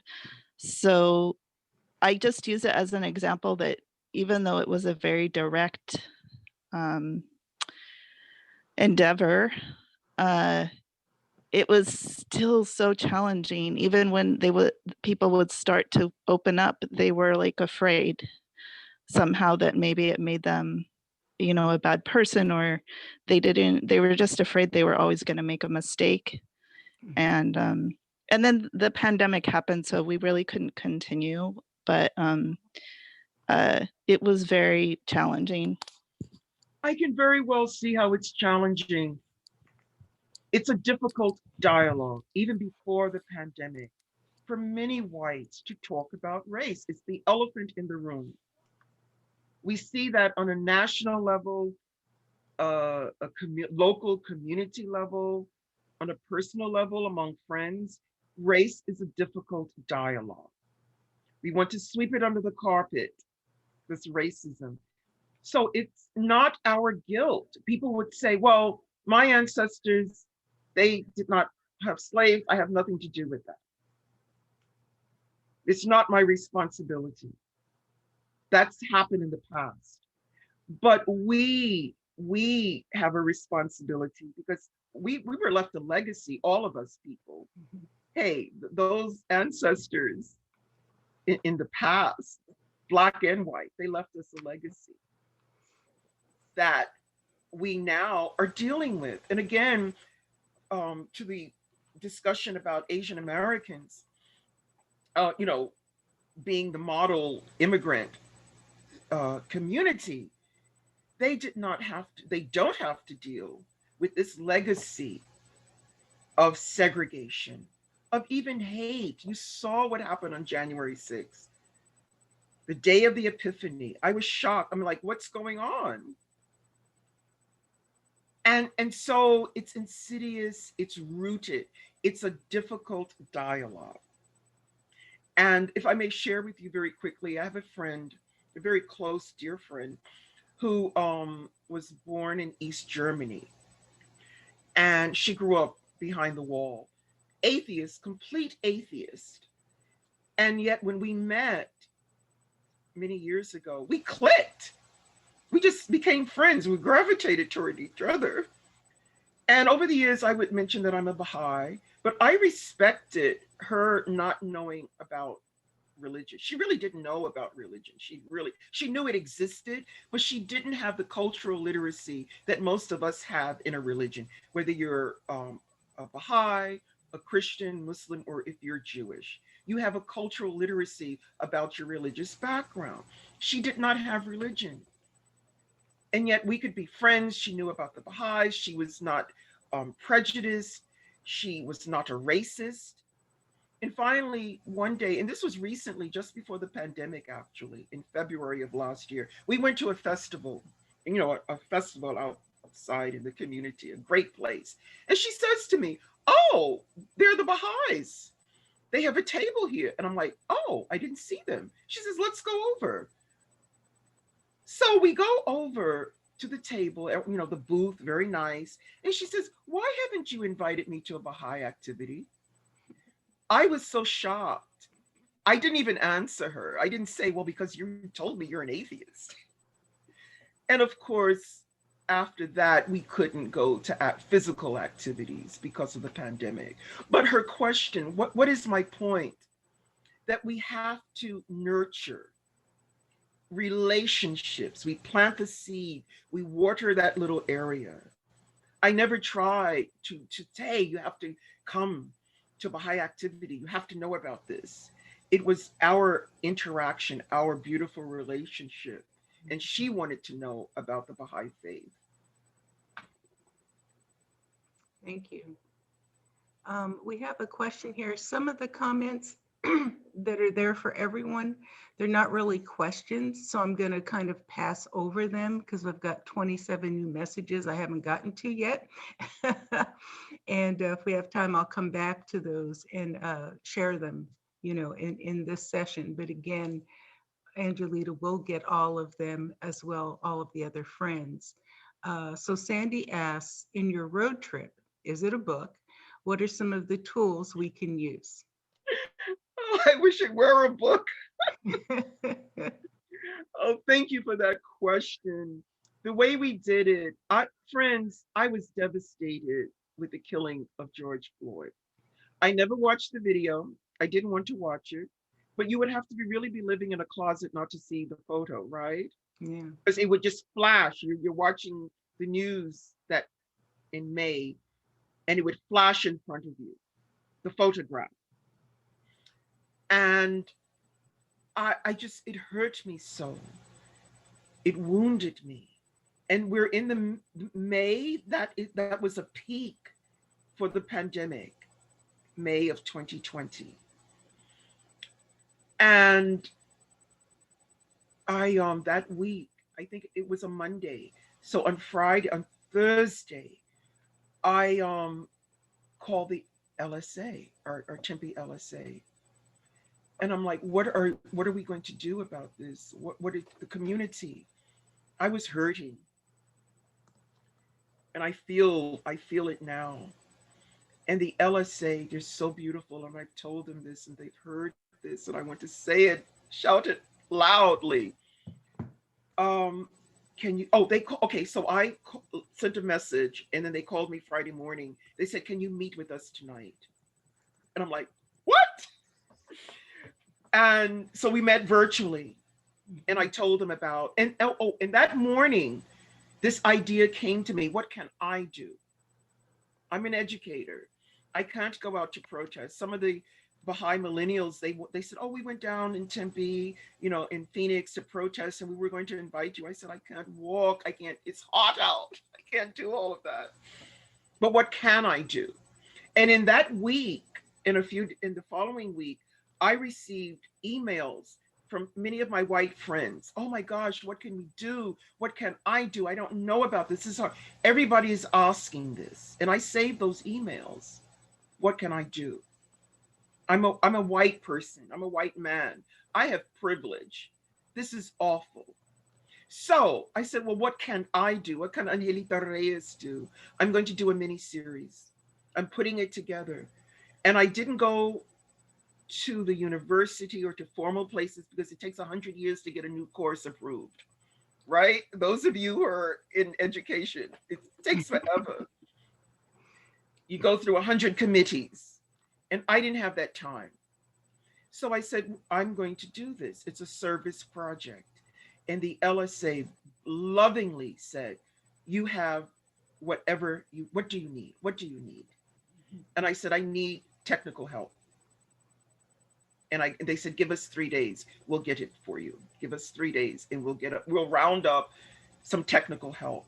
And we got 3 people. And then I asked my daughter, Alexandria, who lives in Minnesota, She's a millennial technician, and she also joined the team. So that's what we did. And of course, again, these are my tools. I had the tools on history, on culture, on literature, on political science. I had those tools, you know, it was just a matter of coordinating them and making them coherent into a mini series. The series was free. It was free. And I said, I hope we get 50 people. You know, nobody signed up. And I go, ooh, boo hoo. And 2 weeks after we launched it, 200 people, then 294, and we got up to about 315 people, and some people dropped out. But we had to keep opening the Zoom license, because those of you who know all of this technology, you have to have a certain, license for more than 100 people. So we always had more than 100 people for the email, and we had to have that license. So, in answer to your question, that's how it came about. Mhm. And we had Baha'is from all over the United States. Mhm. One Baha'i from Canada, 2 people from Mexico, and 1 person from India. And it was wonderful. It was really, I didn't want it to be a course. I wanted it to be a mini series. I wanted people to feel to feel good about coming, to feel it's a safe space to talk about race. Mhm. The majority of the people who were there were white Americans. And I wanted it to be a learning experience, just like we're learning now. I'm learning from you. It's a learning, it's a cross section of learning. So I didn't want grades. But again, if I had gone through the university or through an educational institution, there would have to be grades. Can't we learn without grades and without being tested all the time? Mhm. Can't we learn for the sake of learning, that honesty in learning?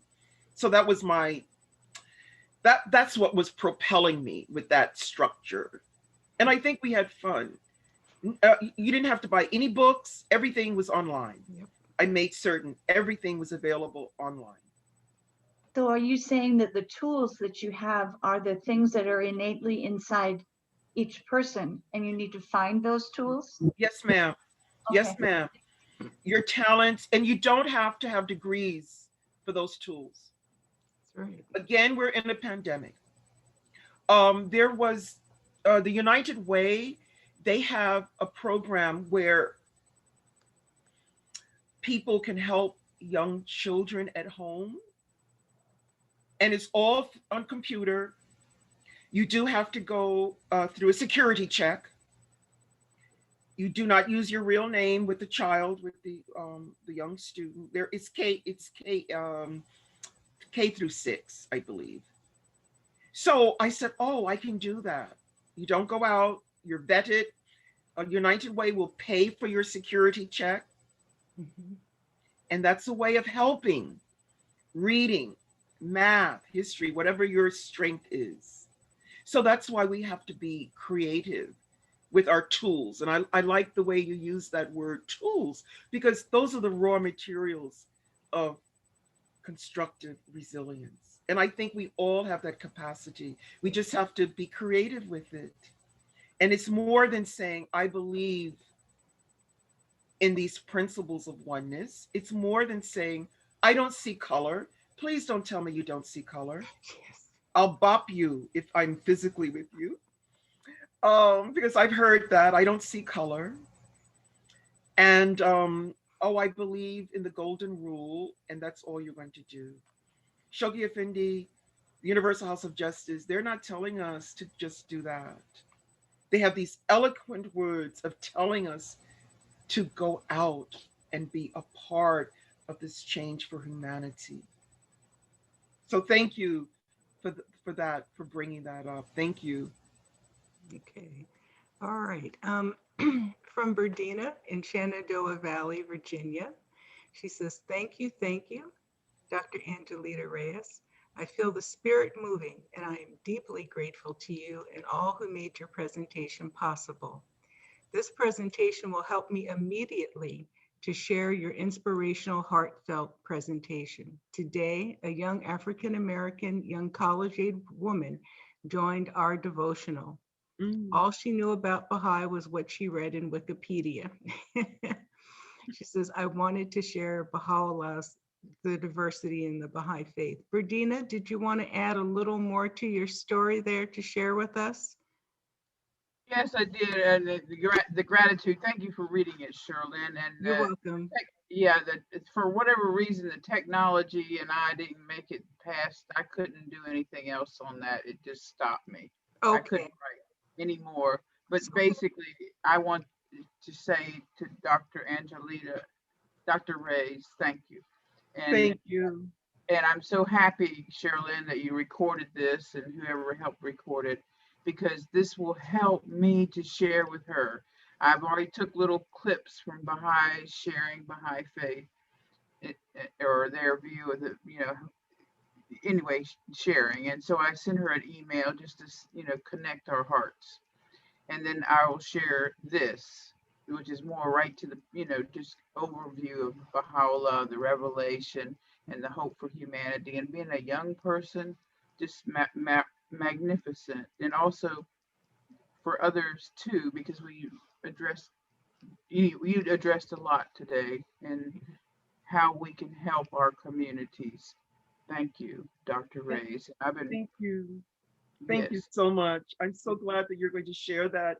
And very quickly, friends, I would also like to say, and Shoghi Effendi in the Advent of Divine Justice has said this in so many words, and so has the Universal House of Justice.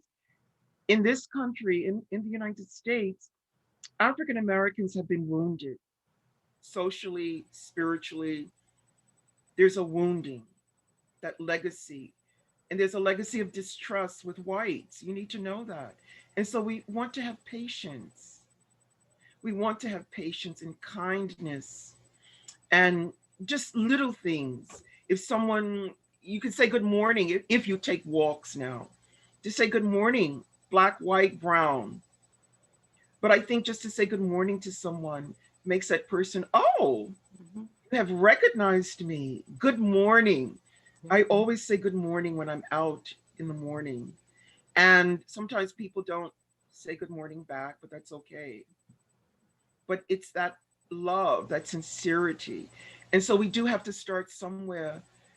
Just as now, many African Americans, and rightly so, they do not believe in the vaccine, right? The COVID-19 vaccine, because of what has happened in the past. The Tuskegee experiment, there's distrust. So there are reasons for that distrust.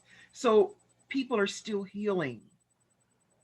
There is still this healing. And I would like to share that with you because we want the kindness, the love, the sincerity, not to go out if we weren't in a pandemic, to say, oh, I want you to come. Do you have to come to this Baha'i meeting? We have all the answers. That's not going to get it. We want to build those relationships. And we want to have people to have confidence in the faith in what we're doing. We want to be the example. And I reiterate, it's more challenging now because of the pandemic. So another question, I don't want to talk too much. Sure. We have some more. And I want to say on Berdina's behalf that Berdina is a white Baha'i and the only Baha'i where she lives. And she has been just a stalwart, persistent believer in working on overcoming her own racist thoughts and actions, learning what those are, and also growing, and developing her capacity. And you see the reward. This beautiful young African-American young person shows up at her devotional. Boy, a lot of people out here would like to have had that young African-American person at their devotional, trust me. So, and there will be rewards. There will be. Yes, there will be. So we're just, those of us that know. Thank you, Sherilyn. You're very generous. And I was thinking, oh, thank you, God, because this is what's coming. We got to be prepared. That's right. We got to be able to welcome. And here we are. And it was not it was the Charlottesville, another Baha'i hosted it, but I showed up. Okay. Well, you were in the mix, so. Yeah, but thank you for yes. So in any case, but she was there, and I was so glad I showed up, and I was so glad I had all my sisters from the race unity group that you have sponsored that we do on Sunday nights and this Saturday night.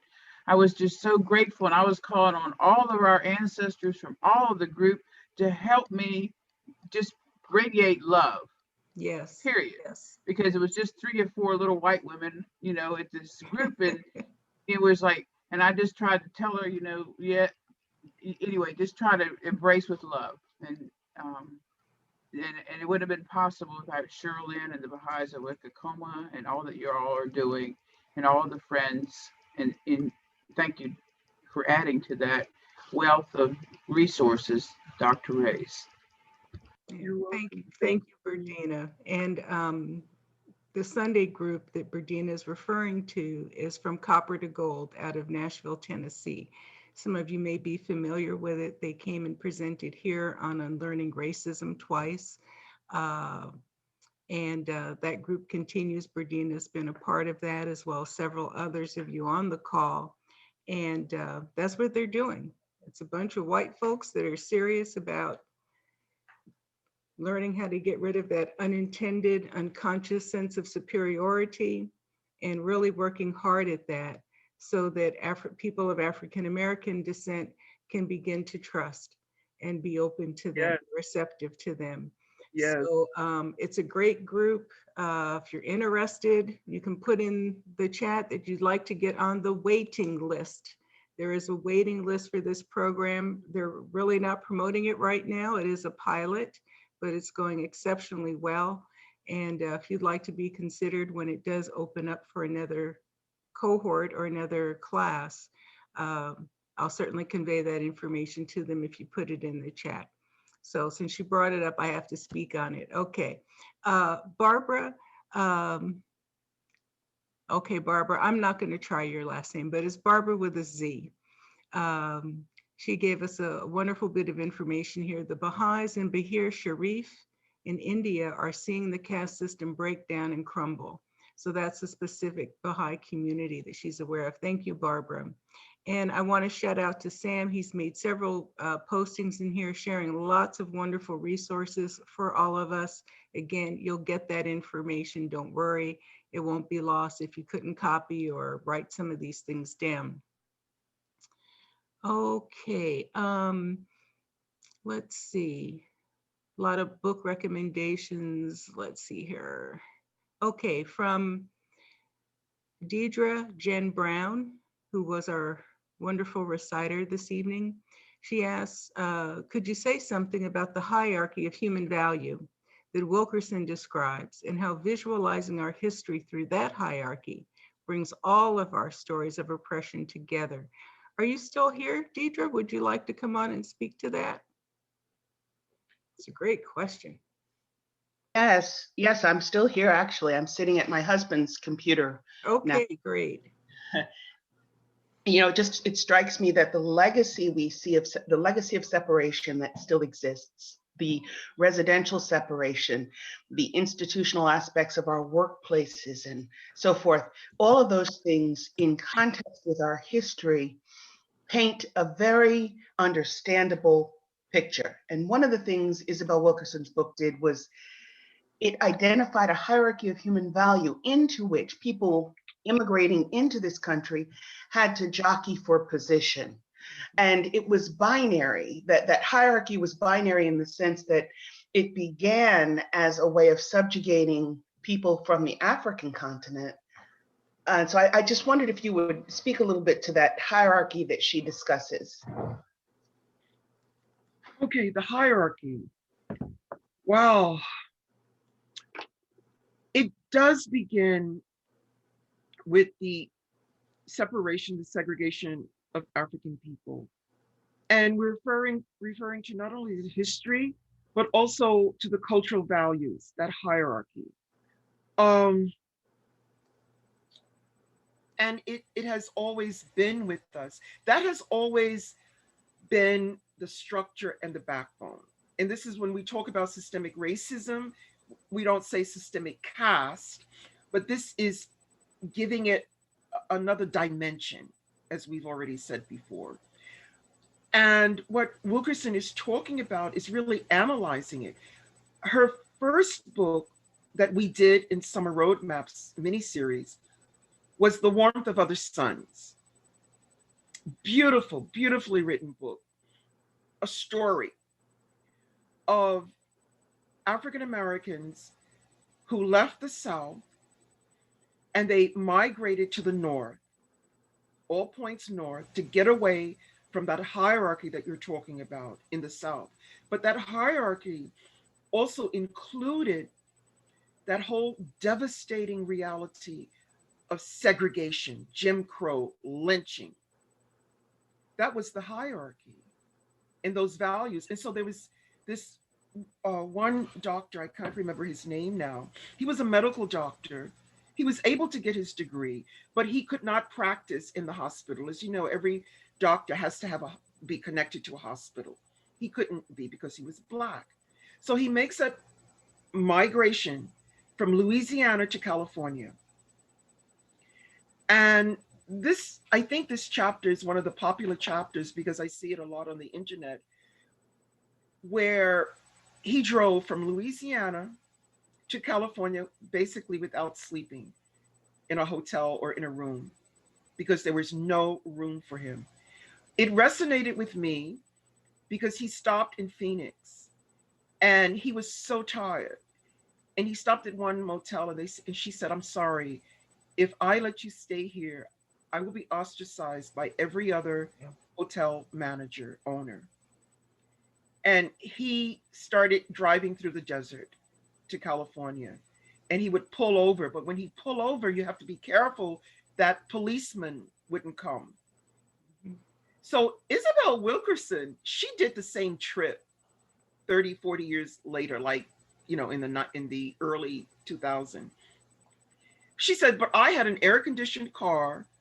My parents were with me."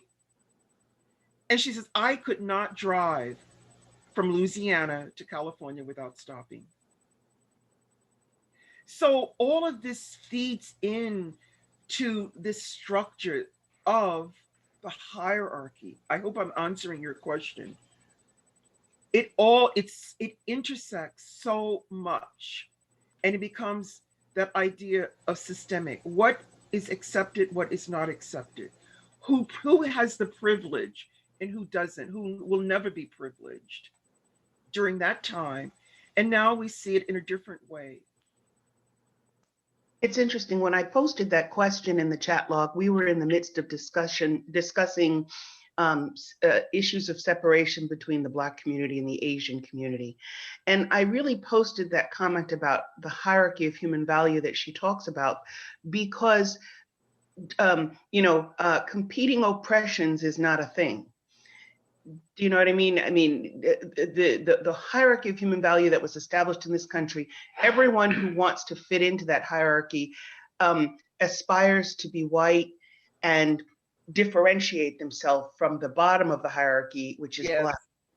And so that explains why we might have, and trying to explain the ascendancy of Asian Americans out of context, out of that historical context, I think leads us into trouble. It leads us to say things that separate us even more. I know Asians who object to being called, quote unquote, the model minority.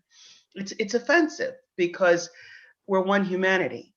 But anyway, thank you so much for speaking to that. I just wanted to add that little tidbit. No, and thank you for being very specific about the Asian community group, that topic that had come up earlier. I totally agree with you.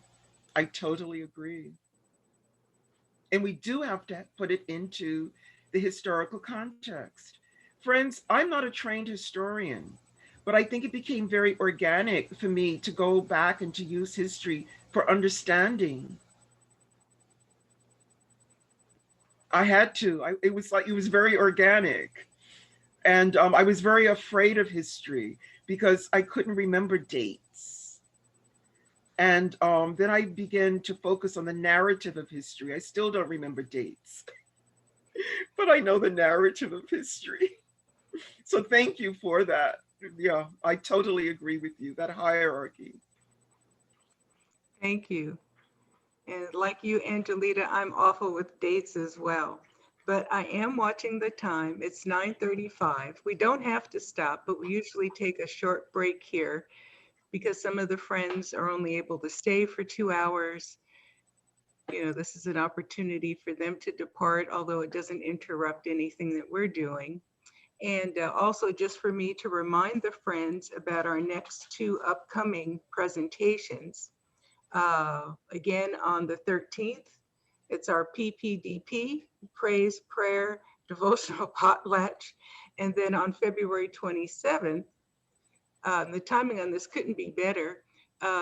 Sue St. Clair is presenting on practicing constructive resilience, the example of our ancestors. So that's just wonderful following on your presentation today. So that's all I have to say during our little intermission there. We do have, there's one comment here from Barbara where she says, even in the pandemic, it is possible to nurture relationships. I have taken to inviting acquaintances and friends to have tea over Zoom, and we talk about anything for an hour or more and find opportunities to bring up significant ideas. So thank you, Barbara. That's a wonderful example of how we can be creative during this time. And let's see, we have more. There's lots more. Either people are doing a lot of chatting or I'm way behind in questions here. Okay, and from Carol McGrath, she says, don't let the panic stop anyone from teaching every day. Get out there and proclaim. When you cannot get out to teach the cable people, the gang reps, etc., she says, I have a great fireside that way, and the caller cannot get enough of the faith. Be prepared when you teach to feed or help find housing for those who are downtrodden. That's a wonderful message, Carol. Thank you. We can still be of service and direct service to individuals in need. Let's see here. Okay, from Angela Forrest. As a person of color, I have found many white people get angry and defensive when issues of race are discussed. Can someone help me understand the source of that? I know we've touched on it a bit. Do you want to address it further, Angelita? I hear you. I know exactly what you're talking about. I certainly have experienced that. And again, it's because it's such a difficult, grievous topic for Blacks and whites. We know that's the foundation of all of what we're talking about, friends, is slavery. And people say, well, come on, get over slavery, get over it. It's the legacy, the repercussions, everything that it has left behind. And it makes people uncomfortable. It's a zone of discomfort. Some people will never move out of that zone of discomfort. A hard nut to crack, someone told me. Mm-hmm. And I really strongly believe that we don't have to put our energies into those hard nuts to crack. Yeah. And I'm so surprised that I hear this at various Baha'i conferences now. It's like there's an urgency. I don't want to say go to the nut because that metaphor doesn't work, right? Yeah, that doesn't. Go to the person. Go to the person or the community or the places where there's more reception. Now, in your workplace, yes, we can experience these prejudices. I have certainly experienced it. But again, regardless, we have to keep moving forward, that powerful force to deal with the most vital and challenging issue. There will be white. I know it's out of guilt. It's out of not wanting to deal with that issue. That's the bottom line. It's horrible. It's better for it to just be swept under the carpet, you see. But that's not going to change. That is not part of our reality. We have to work for that change. And that's why I wanted to share those quotes with you. And there's so many quotes from the writings that let us know this is not going to be easy. But it's still giving us that guidance. And we still have areas outside of the writings that are supporting what we're reading, right? Amanda Gorman, when I hear her, I'm thinking that her words are coming from the Baha'i writings, and that's good. And that's good. Yeah. Thank you. I hope this helps. Does anyone else want to add to that? Because that's such an important question. That's very important. Oh, we could have a long discussion on But maybe that. just one more comment. Is that all right? Sure, yeah. Would Anyone else want to jump in with a response to that? With a minute, because we have so many other. Sherlyn, is there anybody else? This is Judy Bedard. Okay, go ahead, Judy. I just wanted to say, I've heard that an amazing number of times, and I've even thought it myself years ago. And I think it was not knowing enough to know of the benefits that I was deriving from the system of slavery and Jim Crow and all those things that have happened through the years. I don't think it is only people not wanting to deal with it, or I think some people just actually say they don't know enough to even know that something that happened that many years ago could be impacting today. They don't get it. Well, that's the point. They don't get it because it's uncomfortable. It's uncomfortable to talk about. Quickly. It says in the White Fragility book, I thought that was very helpful. And some of the things it says are just deep-seated beliefs we have as Americans, like everyone can pull themselves up. Yes, yeah, exactly. Opportunity is there for everyone. So if you're not on the ball, you're not on the ball. Because if you were on the ball, you'd be able to do. So people believe these little statements and don't think about why those aren't true.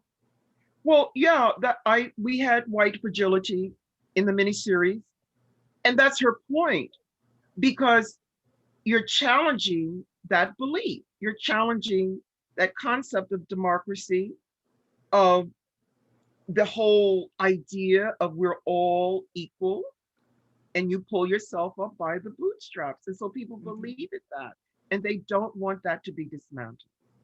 I'm sorry, can I enter in real quick here? I apologize. Say your name, please. John Fetzik from Maple Grove. Hi, Angelita. Hey, John, how are you? Good. Real quick, because I know we want to get to our break. I think there's something, my own personal perspective, it's not truth, it's not gospel, it's just coming from John, that at the core, there's something even deeper than everything we've talked about. At our core, we are loving, true beings, a single soul. And it is pain and fear that is at the core of all of this. So when something that is real, something that is true, not intellectual concepts of democracy, but when we get to the core of inflicting pain on our own selves, which we are, one human being to another, to deal with that is too painful, is too scary, there's too much fear. I think that's at the core of all of us. And I think when you get down to people saying, I don't see color, in the reality, actuality of our world, that's foolishness, it's nonsense because all the pain that color has caused. But at the heart truth of it, when we truly love someone, how could we do what has been done to African Americans in this country? It's abhorrent. It makes you vomit if you allow yourself to viscerally feel and know what has been done to a human being. You should love as much or more than yourself. You will vomit. You will pass out. That's too painful for people. It's too scary. I think that's at the core underneath all of these intellectual things that have encrusted over it. And we aren't breaking through the crust. We aren't getting to the real thing, that we love each other. Even the worst racist, even the biggest bigot has that inside of them, but they have to go through all kinds of their own SHIT to get to that. It's too painful, it's too hard, and it's too scary. Thank you. Yeah, thank you, John. Very powerfully said. And if I could just add one little piece to this, and this is something I've heard from white people, why there is this hesitancy or unwillingness to talk about race, you know, to even discuss it, because they say, well, wait a minute, I'm not a racist. And to them, a racist is a KKK member, someone burning a cross. You know, it's these very extreme images of what racism represents, these symbols of racism. They don't recognize the racism in the day-to-day. They don't recognize the institutionalized racism or the microaggressions, you know, and things of that nature. So they automatically say, well, no, that's not me. You know, I'm a nice person. I like everybody, you know, I'm not racist. And they may not be, but their attitudes and behaviors can be, but they're unwilling to take that look because they dismiss it outright. And so it's helping people recognize that, yeah, you probably don't think you're racist, but it's so insidious in this country to all races, not just white people, okay, to everybody. Yeah, so I just wanted to share that little bit on there. Thank you, John. It's so good to see you. Yes. Thank you. Okay. Hoda Hosseini asks, the Universal House of Justice refers to the Iranian Baha'is who live there in Iran and their struggle against oppression in Iran as a model of constructive resilience. What prevents them from doing the same thing here and being protagonists for racial justice? You mean the Iranians being protagonists? Yes. Hoda, would you like to speak to your question? I really enjoyed your words, Dr. Angelita. I really appreciate it. Thank you so much. And I want to say, as an Iranian immigrant who came to this country, I was immediately shown the caste system in America. This is where you live, this is where you go, this is where you raise your kids, you stay away from this group of people. There's clearly two Americas, one white, one black, separate, unequal, and hostile. And as an Iranian Baha'i, my stomach turned. I was disgusted by this. And to have to choose, but that choice is obviously based on what I believe is the very principle of what I believe as a Baha'i, why I came to this country, because I was no longer allowed to be in a country that invalidated my whole being. The same thing in America. The narrative of anti-Blackness is so corrosive. It's in every institution of the society. And I find that Iranian Americans who they came over here because they should be the ones who should be filling up these Zoom spaces, and they're not here. And very few show up. And when we're taught, I kept feeling there's an elephant in the room. It's a huge elephant in this room, and nobody's talking about it. And I'm just wondering, based on, I know you've had many interactions with Iranian believers, and I know I constantly am trying to help move them along. But I think, you know, the word return on investment, trying to bring people with these feelings of estrangement and apathy and disinterest and othering and the Persian fragility and the Persian anti-Blackness that they learned way back home, the inherent subconscious feeling of superiority, you know, because there was slavery in Iran as well, and until 1927, and as well as the anti-Blackness right here in the United States, we're doubly burdened with this mindset. So I was just wondering, do you have any tools to help Iranian believers to show up and be present and speak up to these issues? Thank you. Thank you, Hoda. Thank you so much. You know, I am smiling because that is a whole nother 2 or 3 hours. And Sherilyn, we need to talk about Persian fragility. I love it. I love the way you said that. Oh my gosh. Alexandria, what is the name of Dr. Arta? His last name? Oh yeah, I know. Monjazab. Monjazab. Yes, Dr. Monjazab. Monjazab. Thank you, Alexandria. You're welcome. Dr. Monjazab has been responding to your very concern, Hoda. He's in California. He has, and we can put this also, Sherilyn, on the list of things to send out. He has a video. Sure. I think it's on YouTube. And he's talking about this Persian fragility. Okay. And because he is Persian, he has the tools, the language to be very direct about Persian fragility and this whole notion of the narrative of anti-Blackness. And we Actually, will I've heard all his presentations. I'm sorry? And I've heard all his presentations, even the latest one that was last week. And he's a very good friend. And we're cohorts. And we're trying to figure if there's any other thing in the toolbox. He's he got it. He's on target. He's on target, Hoda. We have communicated, and I a few years ago, dear friends, I did an extensive research project on Haji Firuz. Did he share that with you, Hoda? My article. Yes, on Haji Ryan, I know everything about it. Yes. Oh, okay. Of course. So I know about prejudice, discrimination in Iran from way back. I documented it. I came forward. I thank all the friends, the Persian Baha'i friends, non-Baha'i friends who helped me with all the languages that I had to plow through, because there's nothing really about the African presence in Iran, right? There's one book that has come out 3 or 4 years ago, and the author denies any prejudice, any racism. It's a fantastic book on history. And there's slavery in Iran, but she says, no, it wasn't slavery. It's, well, she calls it different from American slavery.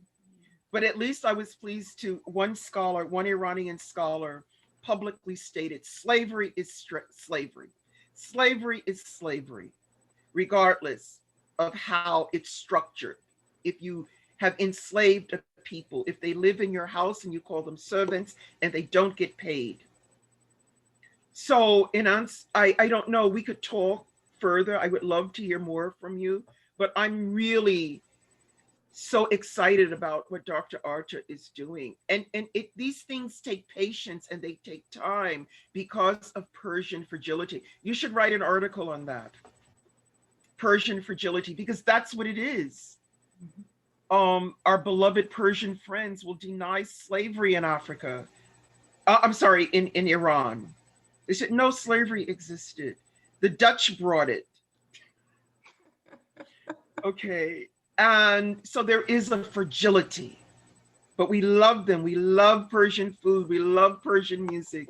So we do have to keep loving and being patient and not let it go, because we have this urgency for constructive resilience. And I think Dr. Arta is doing such a marvelous job because he has done the research on African-American history and culture. When I listen to him, I'm like, oh, I didn't know that. Oh, okay. Or if I know it, I'm like, yes, you know that, Dr. Arta. This is fantastic. So keep it going. I commend you. Thank you. And please, can you put your email? Can you send your email? Thank you. I'll make sure you get it. Yes, absolutely. Um, I want to make a very brief announcement. Several of you have asked to be put on the wait list for Copper to Gold. I need your email address in order to do that. So be sure include your email address and just tell me Copper to Gold. That's all I need. Email Copper to Gold. Thank you so much. And your last name. These chats don't always give your last name. Thank you. Okay, from Rebecca Dearwater. She says, I have to leave, but wanted Dr. Reyes to know that her road trip was the beginning of my journey. Your heart, spirit, and mind are such a gift. The big takeaway that I knew, the big takeaway that I knew, but am grateful for the reminder is the urgency of this work. I am consistently finding opportunity, courage, and tact to approach the subject of race with others, especially my white sisters and brothers. I'm learning to see the opportunities and then taking them. That's in all caps, taking them. Thank you. And that's from Rebecca Dearwater up in Northern California. Thank you. Yes, yes. Let's see here. Okay, let me scroll down some more here.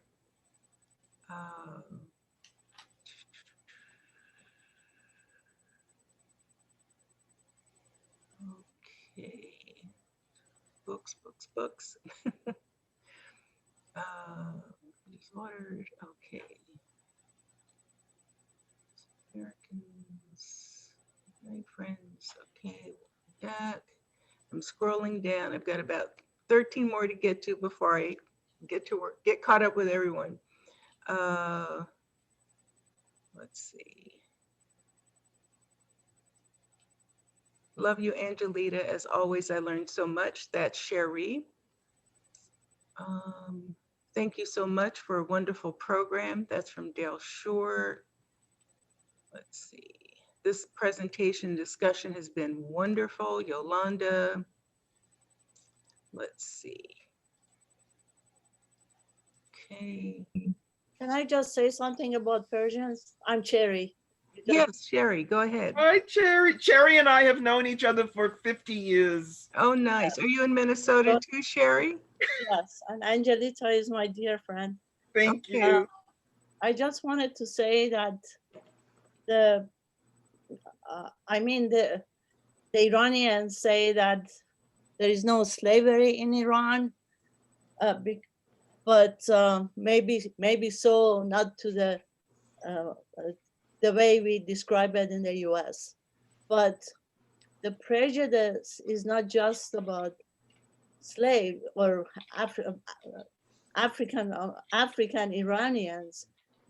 If you are dark skin in Iran, like myself, you have to suffer a lot because of the color of your skin.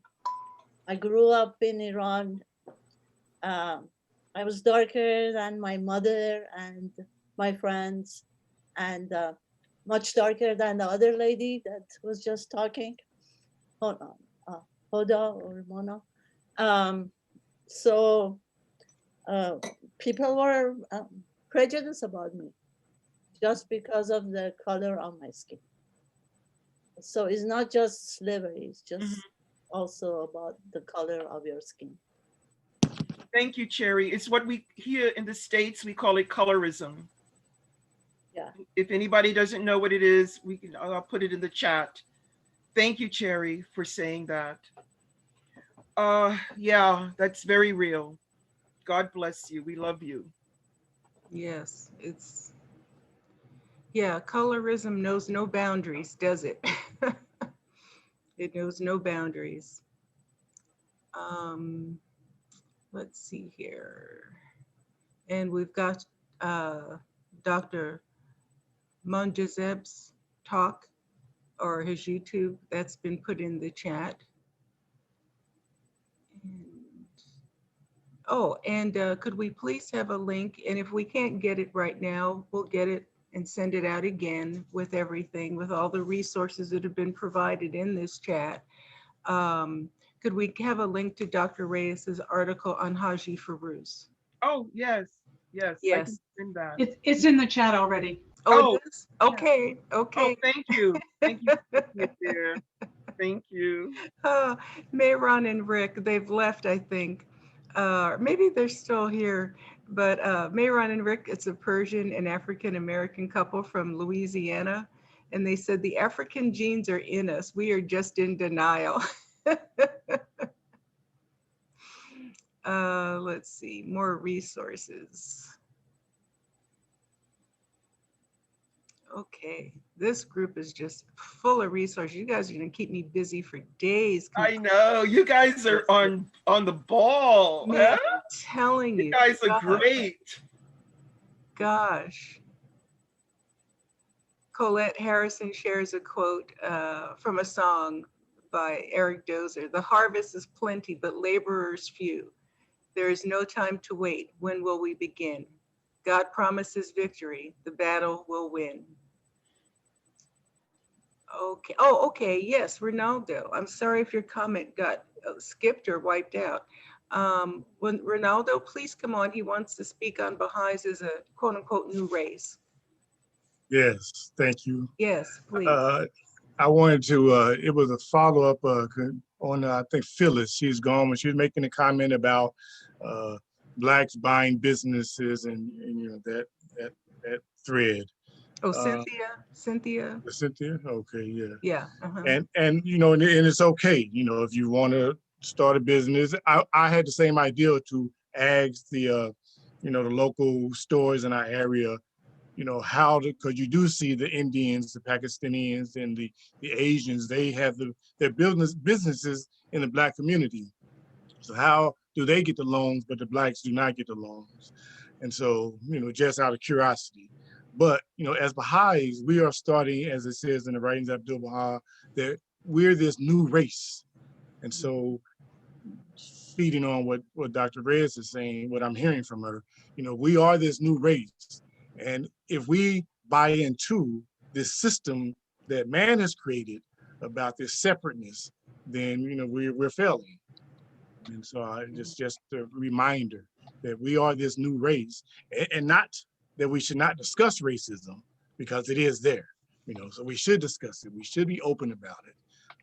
But at the same time, realizing the big picture that we are this new race, and we should live it as that, but do discuss it, do be aware of it. Because as Dr. Reyes also said, I mean, Blacks, we have been wounded, but I am not a victim. You know, I have been wounded, but I am not a victim. All I say is that we have been created noble. So I am a noble being, but I'm caught up in this idea with this stuff that man has created. So. That was beautiful. Thank you. Yes, indeed. Yes, indeed. Can I say a thank you? Yes, Berdina. I just want to thank Ronaldo, and also thank everybody, you know, to remind us that God is creating a new race of men, and his point is well taken, and that the Black are the people of the eye, and that we really, really, as white people, need to, and I just want to thank each of you who are here, who are of color, sharing in your generosity of spirit and your nobility with us, and helping us see the path, because if we're walking without any pupils in our eyes, you know, thank you for getting us, you know, directed in the right direction. Yes. Thank you, Cheryl, for your generosity. Let me share. Yeah. Thank you, Berdina. May I also quickly say that one of the things that really attracted me to the Baha'i faith is the fact that we're not separated. That Blacks and whites and browns and yellows, we all come together. Those of you who've been to Haifa, you know that we're told that we don't broadcast or televise or visualize the fact that we're Baha'is when we're out, you know, away from the pilgrimage sites, right?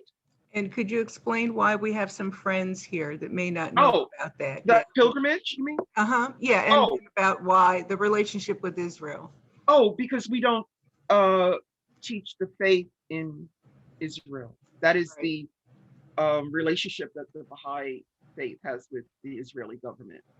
So when we're out and about, we put our badges, away or inside your shirts or whatever. But when the last time that I was in Hyper a few years ago, I can't remember the date, Alexandria. We would go out and the Israeli merchants, I kid you not, Baha'i, come, you are Baha'i. Come, I have good discount for you. Come, Baha'i. Everywhere we went. And we would say, our badges were tucked in, we were quiet. And how do they know that we're Baha'is? Yeah. And somebody said it's because there's a black one, a brown one, a yellow one. All of our groups, we're all international. We're all diverse. And they know you go into the store, you're Baha'i, come, I have something good for you. And I just love that, friends. I would not want to be separated from my dear friend Sherry. Okay. And so this is what Baha'is, we love this diversity. We really love, but then some of us, we have to work harder in showing that welcome here in the United States. That's the thing that many of us are learning. And it takes time and it's patience, especially with African Americans who have been so wounded by whites historically. And even now in some way. And so there is that patience, but there's that real love, not just saying, oh, I believe in the golden rule. No. Right. You have to go beyond saying that. And again, please be patient with our challenges with this pandemic. We're going to be in this for a while, guys. So we need to tighten our belt if you can. If you haven't been sheltered eating too much. And just, how can we really put these beautiful words into practice? Because we can't relent now. Not when we have something like January 6th, not with Breonna Taylor, not with George Floyd. We have a lot of work to do. So I just wanted to quickly say that as far as, going to Haifa and our diversity. We're really, really showing it and experiencing it.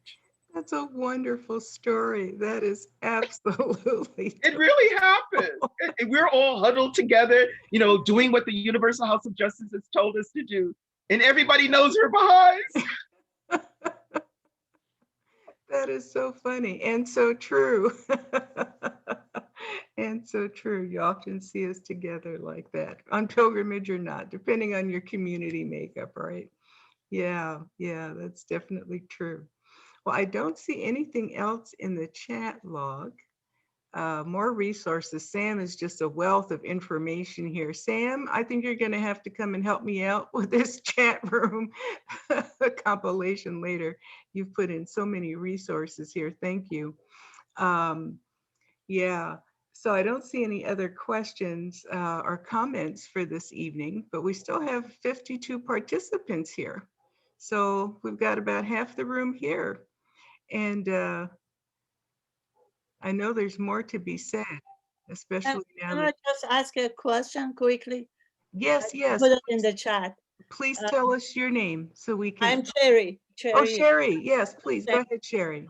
I just wanted to, well, maybe I know the answer, but why is it that the Africans that immigrate from Africa have a different perspective on this issue of racism than the African Americans in particular?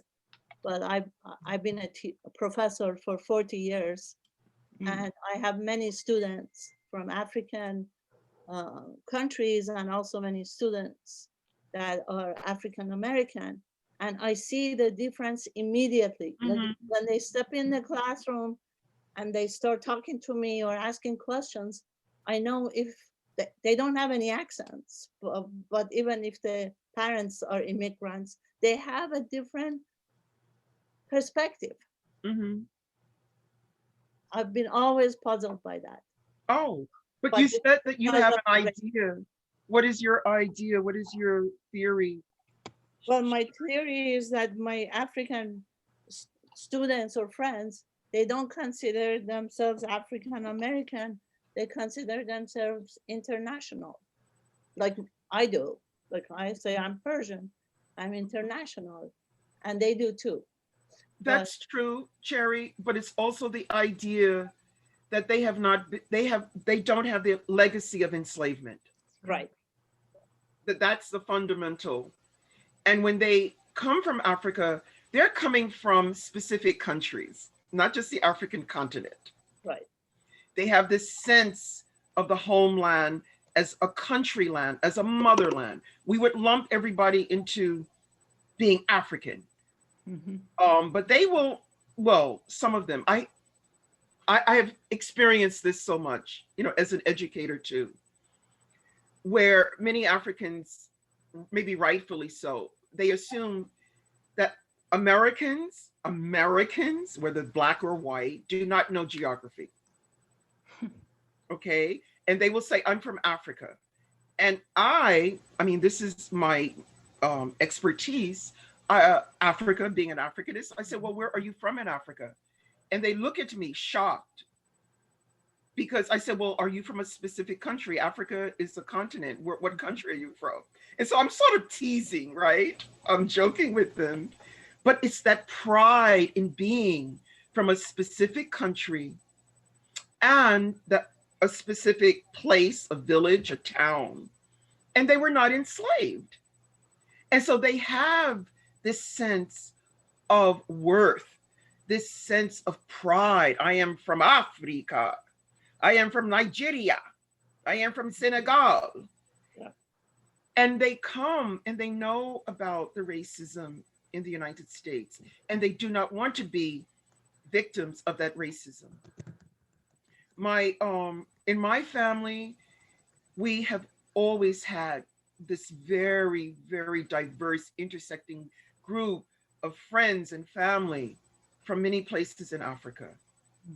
My beloved sister who has passed on, she married someone from Nigeria. Her children consider themselves Nigerian Americans. The culture, we just had a beautiful commemoration for her yesterday. And someone said, oh, Auntie Nisi, and I call her name as an ancestor, Sherilyn. She always wore her African dress, and we had African food and African music, and we celebrated Kwanzaa. But it is, Cherry, because of that identity with their homeland, with the country land. And so it's not so much, I agree, it's international, they're not American, but it's also because they do have that sense of place that formulates their identity, as opposed to African Americans. Our place is here in the United States. And as I said, many African Americans had to migrate from the South in order to have a better life, in order to try to have a better life. If you guys can read that book, The Warmth of Other Suns, it's beautiful, by Wilkinson. And she takes the title of her book from a poem by Richard Wright, when he says his people migrated to Chicago because they wanted to feel the warmth of other suns, S-U-N-S, to get away from the brutality of the South, the lynching, not having an education, all of that. And Africans do not identify with that. Thank you. You're welcome. You're welcome. Thank you. There have been a number of comments in response to why whites have a difficult time talking about race. And several of them have threaded back to an earlier presentation that Jillian Sturdivant did based on Resmaa McKennon's My Grandmother's Hands, Menenkamp. And she's asked to speak on that. It's been brought up by several folks. And I just want to say one quick thing. Also, those that the Copper to Gold Unlearning Racism pilot project that I mentioned to you about being on a wait list for that, that's also for Persians. It's not just for white Baha'is. So Persians are more than welcome as well. So we want to let you know that's available. Okay, here's Jillian to kind of. I have to go on this screen because Nason's hosting and recording. So that's why we have the two double computer thing going on. Yeah, I saw multiple references to that intergenerational trauma and trauma in general, which is really what comes down from my perspective from the studying I've done. And I'm also work with trauma through the body system and healing that through the body as a body worker. But that trauma affects all of us, and that's what causes the racial trauma. There's racial trauma that affects people of African descent in a very deep way, intergenerational way, through epigenetics, especially with Angelita even brought it up, Dr. Reyes, like about how, you know, when you're come from being enslaved through generations, and then over time, that goes through the DNA and through your nervous system all the way through into today. So someone who grows up in this country through generations versus someone who comes from the continent of Africa will have a very different genetic or epigenetic history, to where they won't have the same reaction to, like, the trauma reaction to what's going on with them, as well as how our society so encapsulate that trauma on a day-to-day basis. White bodies or white people also live within this system, and we also have a form of racial trauma. And our racial trauma, the way it sits in a white body, and I think to some degree a Persian body, and all bodies really of various types, is at least especially for someone who is on the white side, is like sitting, it's that white fragility is how it presents. That's an expression of that traumatic reaction that you have, is avoidance. So it's like we have to learn how to sit with and give space, really shift our nervous system so that we can talk about race. But it does affect that natural, like subconscious trauma cycle that we have, that why we want to avoid it. This is my understanding anyways. And some of the stuff that Dr. Resma Medican talks about as well. Whereas in the communities of African descent need more of a flow to get the pain out through the system, you know, to heal. There's kind of a different process and mechanism of healing, which is why sometimes you need the different with affinity groups to heal with at times, you know, before you can heal as a cross, like a mixed group, you know. Yes. Aspects of healing that have to happen in Black communities. There's an aspect of healing that has to happen in white communities, in Persian communities, and Hispanic, and like every community has their healing process to then be able, to a degree, to then be able to come together in mixed groups to heal with communal healing, because we need communal healing in this in all pieces. But there has to be two sides to it. You know, like I know Hoda was talking about, like they're doing all their stuff, but what tool can we use to get the Persians on board? You know, there's also a level of being willing to be open for change and healing from that other side. So you can do and do and do and have a billion tools, but if there's no opening within to work those tools, sometimes that becomes very challenging. And we're all frustrated by that. I mean, we get exposed to that often. And I think like what Dr. Reyes said was that some of them you need to leave them unto themselves and find the people who are willing to do the work so that we can get in the direction we want to get. I think that's all I want to say. I feel like I talked a lot, but no, that was beautiful. Really, I totally understand. I'm so excited about what you said. Absolutely. Thank you. She did a wonderful presentation here on this series about that, and I'm asking Nason to find the link for it to put it up in the chat for people. But if you just go to our YouTube channel, you'll see it there. It's what's the title again, Jillian? You know I'm bad. I think it was Polishing the Mirror from the Dross of Racial Trauma. Yes, that was it, right. And that's on our YouTube channel. Yeah, and I'll talk a little bit about how the soul-body connection is, and also the role of the autonomic nervous system and how it plays in this whole process. Right, yeah, it was quite fascinating, just very illuminating, illuminating, that connection of the spiritual, the scientific, and the racial, and the racism, the social, and the three of those, how they work together or against each other. And it really is a fascinating way, another way in which to address the impact of racism. I think we would consider it another form of constructive resilience, when applied. And, as Jillian was saying, it's not the same for African Americans as it is for someone white, to deal with these imbalances in the, what system is it again, Jillian? The autonomic nervous system. Thank you, that imbalance. Thank you so much. Well, do we have any other questions or comments? We're few enough that I can see everyone on the screen, so you don't have to write in the chat if you don't want to. I can kind of catch everyone now. I have a question, Cynthia. Yeah, Cynthia, please go ahead.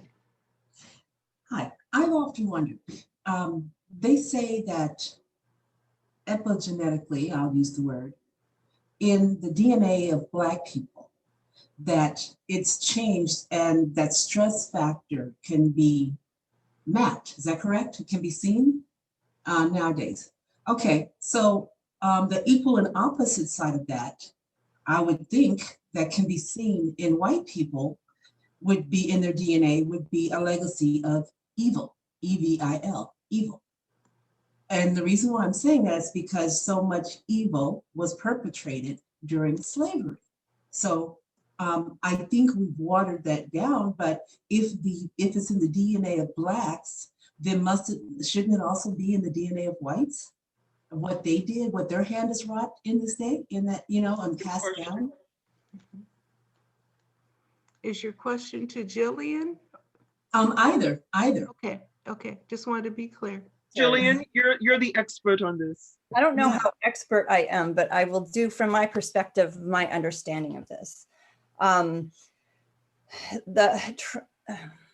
There is a way of pain. So trauma causes pain, right? And there's been a lot of trauma through the dark ages of Europe, through colonialism, just a lot of shutdown that white bodies have done to be able to perpetrate what they have perpetrated. So it's like almost like shutting down an aspect of your humanity in a way. And when you have this trauma and you don't heal it, there's what is called like dirty and clean pain. So with clean pain, you work through the pain through your system and you grow from it. This is that where you get that spiritual growth, where you get change, where all that. If you don't do that and you avoid it, you kind of perpetrate a dirty pain, which harms others. So if you're coming into a space where you're trying to control and you have to justify your power and the colonialism that happened, you have to shut down an aspect of your humanity and dehumanize someone else. And you utilize this dirty pain to perpetrate that. And that actually it does transfer through epigenetically, just like the other does. But I don't know that it's necessarily, it is an aspect of evil, absolutely, but something that can be healed. But you have to make the choice to heal. And I know in Dr. Resma Medicum's work, because they talk about PTSD, and Dr. Joy DeGruy wrote the book Post-Traumatic Slave Syndrome, which is excellent. And the term that they use in some of Dr. Resma Medicum's work is for white people is persistent re-traumatizing, let's see, what is it? Slave master and colonial syndrome or something like that. It's really but it's part of the patterning of how we kind of roll through the world in that kind of superior manner that Shoghi Effendi has asked us to work on. It's within our systems that we have to work on daily. This is why it's this most vital and challenging issue. We have to work on shifting that epigenetic damage, that trauma that we've perpetrated through generations. It's pretty much a constant thing. It needs to be, that's why it's our watchword for this time. That's why Baha'u'llah came. To me, Baha'u'llah came to heal the trauma of the world. And this is what it looks like in my system. So we have to bring ourselves back into our human selves, our true full consciousness, and rehumanize everyone, like change that system. So I don't know if I answered your question, Cynthia, or not.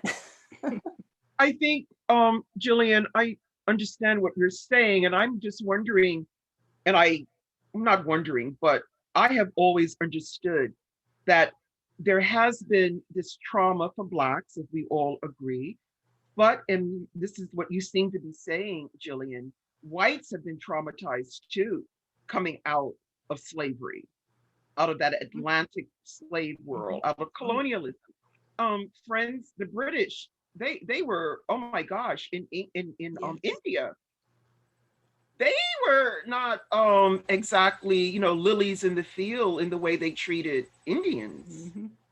So okay, so then genetically, whites should also have this visible trauma.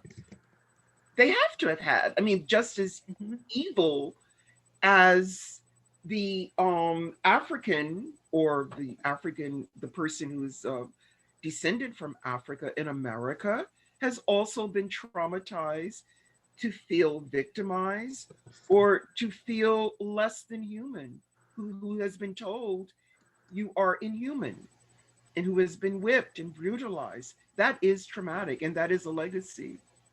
So to me, I would understand that they're both traumatized in different ways. Yeah, it presents differently, you know, I think that in that apathy and that white fragility and that all that other stuff, those are aspects of that in action, you know, but it's different, both traumatic and just, I mean, we all just need a lot of healing. A lot of healing, but it is presented differently, but it's because of that hierarchy. Yes. And the power and also denial. Absolutely. Denial is a piece of it, trying to avoid. And Isabella Wilkerson's book, Caste, I love that book. I've read it for sure. And I was really happy that you were talking about it, because I think the caste system is a good way to describe. It like gives context and framing for us to work on this in a more direct way to me, like, or in another way to contextualize it. For me anyways. Exactly. Cynthia, does that help at all? Because I understand what Jillian is saying, but yeah, whites have been traumatized. Well, of course, Abdul Baha talks about that it's not just the Blacks, but it's also the whites. And so yes, and I guess to bring it back to what Hoda asked is about the Persians, not so much how can they help, but how can they be a model in America? And what Shoghi Effendi keeps saying is that once the Blacks and the whites come together, then all the other groups, the problems of all the other groups will be solved. So that's why we keep going back to Black and white, because they are the African continent is the oldest group, and the European whites are the youngest race of man on earth. And the problem in America is between the Black and the whites, and everybody else, their problems literally will be solved if we can solve the problem of the Black and the white. But the reason why I call the word evil, because that's what it is. If you close your eyes and look at the actions of slavers back during the 400 years, and you don't know the race, or if the race is identified as anything but white, then your definition would be that that person was evil. So if that person was evil then, and what happens to you then is passed down through your DNA at some level, then it's evil today. And if you don't deal with those issues by having this split brain personality, I call it schizophrenic, because if you look up the definition of schizophrenia and racism, they are almost the exact same thing. It's amazing. They're almost the exact same definition. But just like, so when Shoghi Effendi says, Abdul Baha says that whites need to work on it. They don't need to work on it because it's a nice thing to do. They need to work on it to get it out of their DNA, just like we need to work on it to get the stress out of our DNA. And mine's just a more direct way of saying it. Yeah, point well taken, Cynthia. But I would also add that it's not just, just so we're clear, it's not just about getting it out of the DNA for getting it out of the DNA's sake, right? The message of Baha'u'llah is to bring about the oneness of humanity. And if we don't know what being human is, essentially we are really spiritual beings in a body, in the body suit, right? And we are so far removed from the true essence of who we are, all of us, for one reason or another, but particularly around this issue of racism. That is why it is the most vital and challenging issue. That is why the pupil of the eye, the metaphor for people of African descent, is so critical to the emergence of, way in the future, a harmonious, prosperous, materially and spiritually prosperous society, world society. That's the goal, the oneness of humanity. That is the purpose of the Baha'i revelation. Recognizing our glorious diversity. I stress that, because sometimes people think, oh, you want everyone to be the same, look the same. No, we're not talking about that. It's unity in our diversity. And that's everything else is driving, in my view anyway, should be driving toward that goal. And that's why the Guardian said, this is the most vital and challenging issue. Because, as you know, as we all know, most of us, until we do that, we will not have true justice. There will be no justice. There will be no peace. There will be no prosperity. And, I was fortunate enough to have a conversation, a very brief one, with Kevin Locke, who some of you may not know. He's a Native American, very world-renowned traveler, professional hoop dance performer, cultural ambassador. He's a Baha'i, just this wonderful, very knowledgeable and well-traveled man. And I asked him, could you please, I said, I have a theory, but I'm not sure if it makes any sense or not, because in my mind, and I'm coming back to this oneness and about the importance of the Black-white issue, because I said,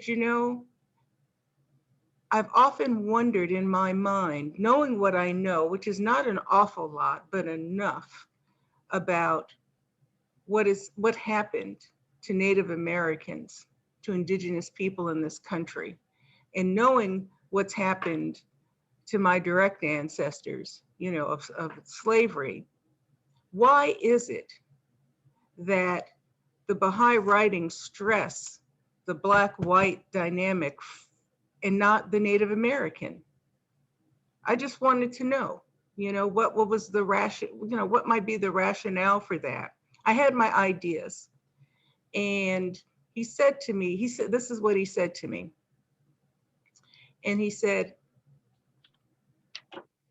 Black and white relations are like the tip of the spear. And when the tip of that spear goes forward, as we've said earlier tonight, several of you, then it opens it up for all the other racial inequities are going to come to the fore and be dealt with. And I thought about that, and it was consistent with my theory. And my theory was, you don't really see Native Americans. We don't really know about them. They're not prevalent in society.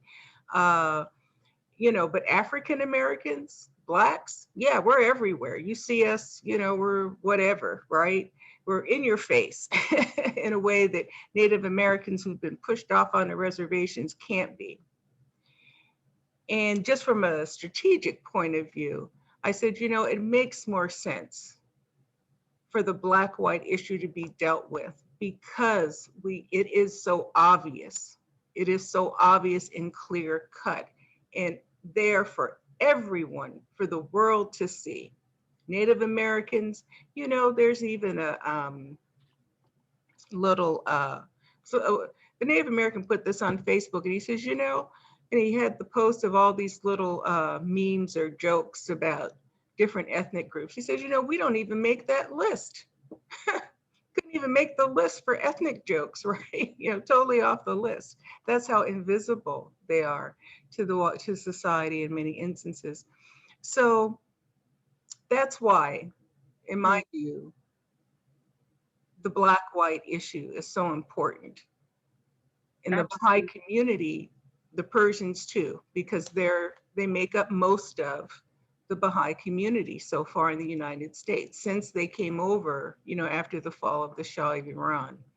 And as an immigrant group who in that hierarchy, and I'm generalizing, of course, but who have aspired to whiteness measured by, material success and many other attributes of whiteness,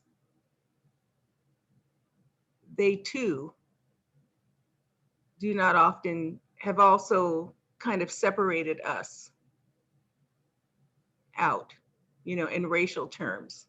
And just as white Americans do not like to deal with the issue, Persians don't either, because it's saying you have to take a look at what your value system is and who you're emulating. Who are you emulating? So I'm sorry, I didn't mean to go on so long. That was my little my little rant. But Sherilyn, Barbara had something to say. She had her hand up, Barbara. Oh yes, please, Barbara. Is that Barbara Talley? No, it's Barbara. I only see part of your last name, Barbara. With the Z?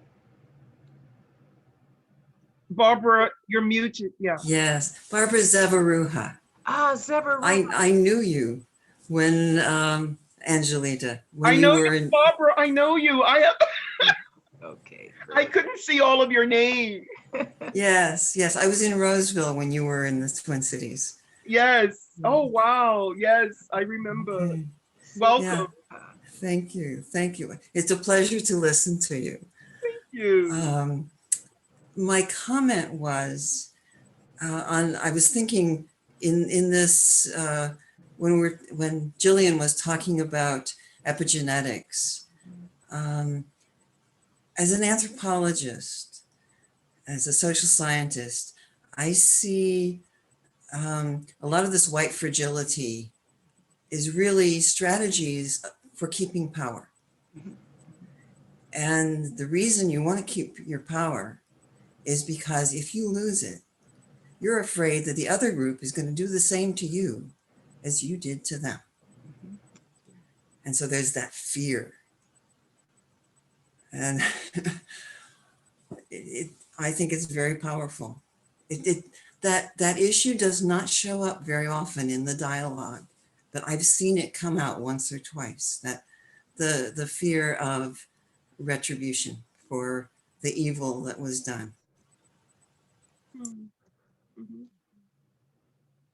May I hop in quick?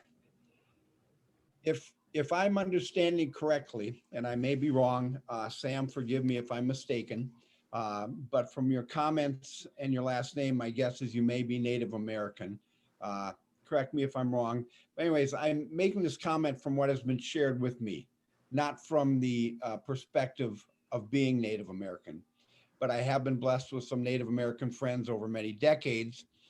And one thing they shared and told to me was that in their oral history and tradition, it was told to them that when the white people first came over from Europe, one of the first things they noticed was the fear in their eyes. They could sense it almost like an animal. I'm not saying they're animals, but in their acute, keen spiritual alertness and acuity, they could sense fear coming from the white man.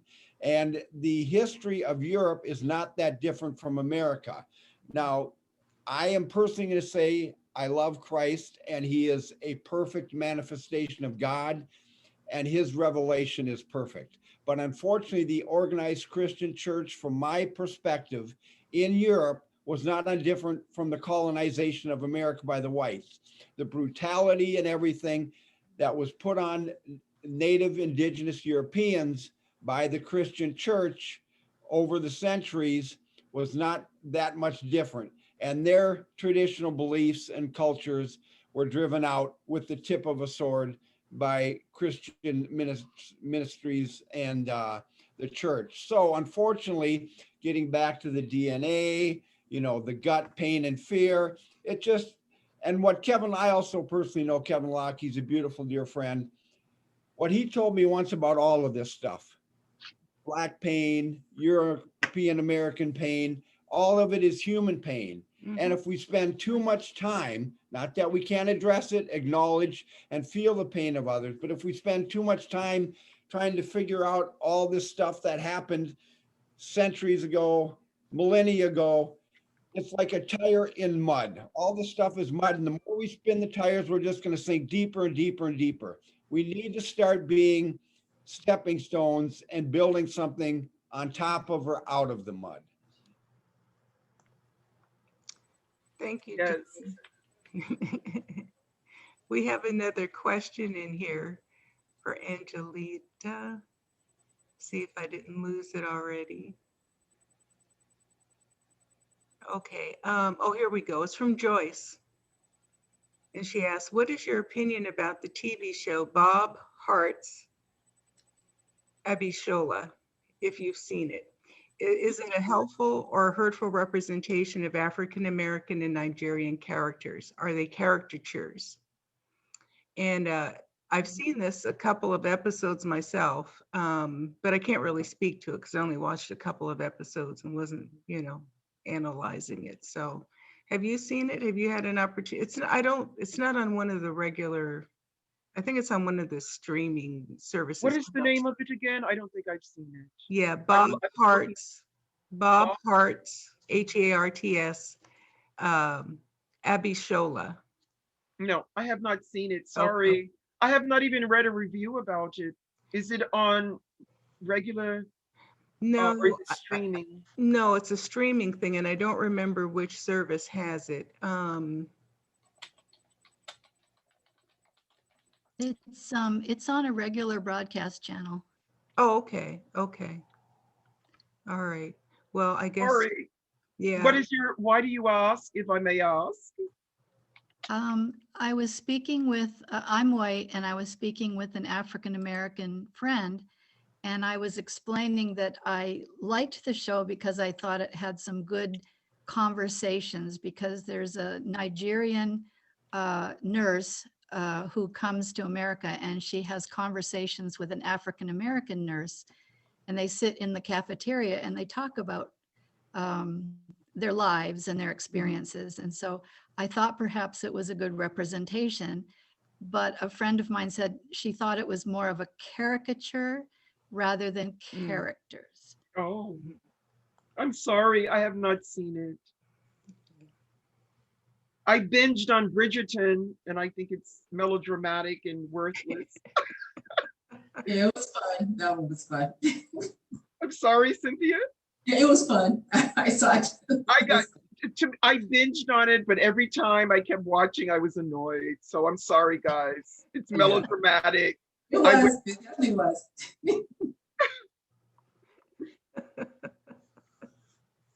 But Cheryl Lynn will share with all of you, if you wanted, the syllabus that I did on the Summer Roadmap series.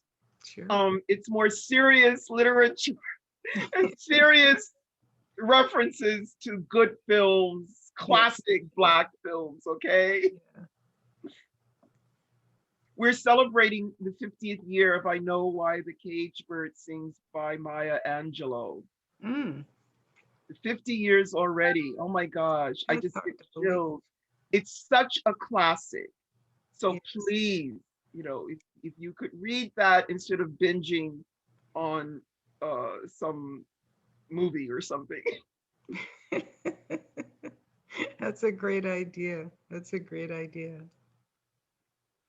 Well, friends, any other questions or comments? This has been wonderful. I really am so honored to be among you. Thank you, Sherilyn, for inviting me, and all of your beautiful faces. And you guys are just lights. You're also lighting the world. The fact that you are attending these series means that you are a part of that constructive resilience. You are a part of it, and you honor it, and you internalize it, and you're going to take it to the next level in your capacity. So I'm just really blown away with all of this, and it feels good. I'm used to doing Zoom meetings now because of our pandemic situation. Yeah. And I love you all for it, for being among us, for being together. Yes. Thank you. And before you go, I usually do this. And if you do you have a moment more, Angelita? Yes, ma'am. Okay. Is there anyone who has not spoken or even chatted tonight in the chat log who would like to say something? If you do, just come off mute. I always like. Well, this is John Dugas from Scottsdale, friend of Angelita. So Hi, happy John. to be part of it. I was in and out of it for a couple of reasons. But one of the things I didn't hear, but maybe I was away when we talked about it, with regards to the Baha'i community specifically, and the example that Abdu'l-Baha showed us and told us to do, of course, is service. Finding ways to be of service to our larger communities. Yes. And impact and collaborating with service projects of some sorts. And they're in all fields, as Angelita has said. It's so many things that one can do depending on your capacity. But our communities need to think about themselves and what they have to offer in the neighborhoods in which they live, interacting, just as the friends did in Minneapolis. Look at the great spontaneous use of the Baha'i Center and the kind of reaction that they got and continue to. So service, finding ways of service, and that may help us Baha'is get over our trauma on both sides by working together in service. John mentioned earlier, I think it was John, that we need to start building on where we are today, as opposed to all of the analysis is absolutely necessary and also gives hints on how to get out of it, but finding ways to serve, as institutions, but as volunteers, as individuals. But I think if we do it there needs to be some consultation in our communities about that and where we might go. It's good to go everywhere, but it's good to be focused as well and be very strategic in the contributions that you might be able to do, knowing what in your particular neighborhood, meaning your city, you might be most efficient and helpful with. So I put that out as a thought for conversation. That's a good point, John. And one thing I think that we have to be very careful of in the Baha'i community is to avoid paternalism and a colonial approach to going into neighborhoods. I think the shortest and the best way to describe what is meant by that is that you should treat going into a neighborhood, especially a neighborhood that's not of your own ethnic or cultural background, to consider it the same as to prepare as if you were going to go pioneering overseas to another country. And so it's really important that you really understand the community and you ask the community how you can help, if you can help. By the way, I wasn't necessarily meaning that. I meant helping to educate your larger power structure that's in your community about the truth of the oneness of humanity, but also in serving in where the need is needed and helping the poor with food or with health issues or things of that nature, where actually manpower is actually there. But you know, being engaged with your city councils about, or public school systems about the curriculum, you know, kind of being advocates of some changes in some of these things. That we're going to receive pushback, but that's, you know, conversation. We need to be engaged in that. That's the part of the service that I meant. Definitely not to be a colonial. Yeah. No more colonials. Even though we don't intend to be, you know, sometimes. Even though we all speak English because of colonialism, right? Yeah, there you go. You know, even when we speak of colonialism, sometimes I think about that connection, because Shoghi Effendi in the Advent of Divine Justice also talks a lot, he talks about American problems being moral laxity and crass materialism. And he talks about racism. It's just kind of all there together. And to me, sometimes they're bound up in this one thing. And you know, when we look at the other two, moral laxity and crass materialism, you can rationalize systemic racism. You know, I'm just doing my job, you know? And it gets confusing sometimes. I think in our minds, people can get those things all confused, and it comes down all about money. You mentioned reparations and things like that. People get scared. I said, what's this going to cost? But even in our individual lives, how do we spend our money and our time, and what are we willing to turn a blind eye to? You know, when do we make a stand? So that, I don't know. That's. Hi, David. Hi, Angelita. It's good to see you. To see you. David and I go back more than 36 years before my daughter was born. Wow. So there. Hi, Uncle David. Yay! There's Uncle David. It's so good to see you. So neat. Coming out now. David, she's married. I know. Follow her on Facebook. I tell you. It's so good to see you. Good to see you. Love you, David. Oh, yes. Hi, Bonnie. Love you. Hi. Okay. This has really Bonnie, been great. You have a niece. You've never met your niece over here, Alexandria. Alex. We tried a couple times when you were in Winston-Salem, but it never worked out. Oh man, and we were so close. I know.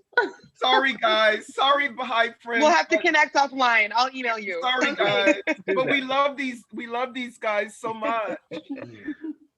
Hey, family reunions are okay. They're allowed. Yeah. They're allowed for sure. Okay, one last comment, Lita. Thank you so much. You gave us an awful lot tonight, and really got a great discussion going. And I am looking forward. I learned so much putting all these resources together. So send me the syllabi and, you know, anything else you want in there, and I'll package it all up and we'll get it out in about 10 days or so, maybe sooner if we can, just depends. But I'll do my best to do that. You're so good with all of this. God bless you. Thank you. I really applaud you for doing all of this work, for putting it all together, and the follow-up. Thank you. Yes, thank you. Yes, that's right. Thank you, Carolyn. You really do a lot. Thank you. This is my path of service, and Zoom has been a huge gift to me, because I can't run around and do things. And so praise be to God. I'm eternally grateful, you know, to have Zoom and to be able to, you know, spend time and meet so many new friends and make connections with people. So thank you all. Bye. Bye, guys. See you I'll soon. see you at the potlatch. Yes. Love you. Thank Love you guys. Have a seat. And the new guys. Bye, John. Bye, John. Allah. We love you too. Love you. Hasta la vista.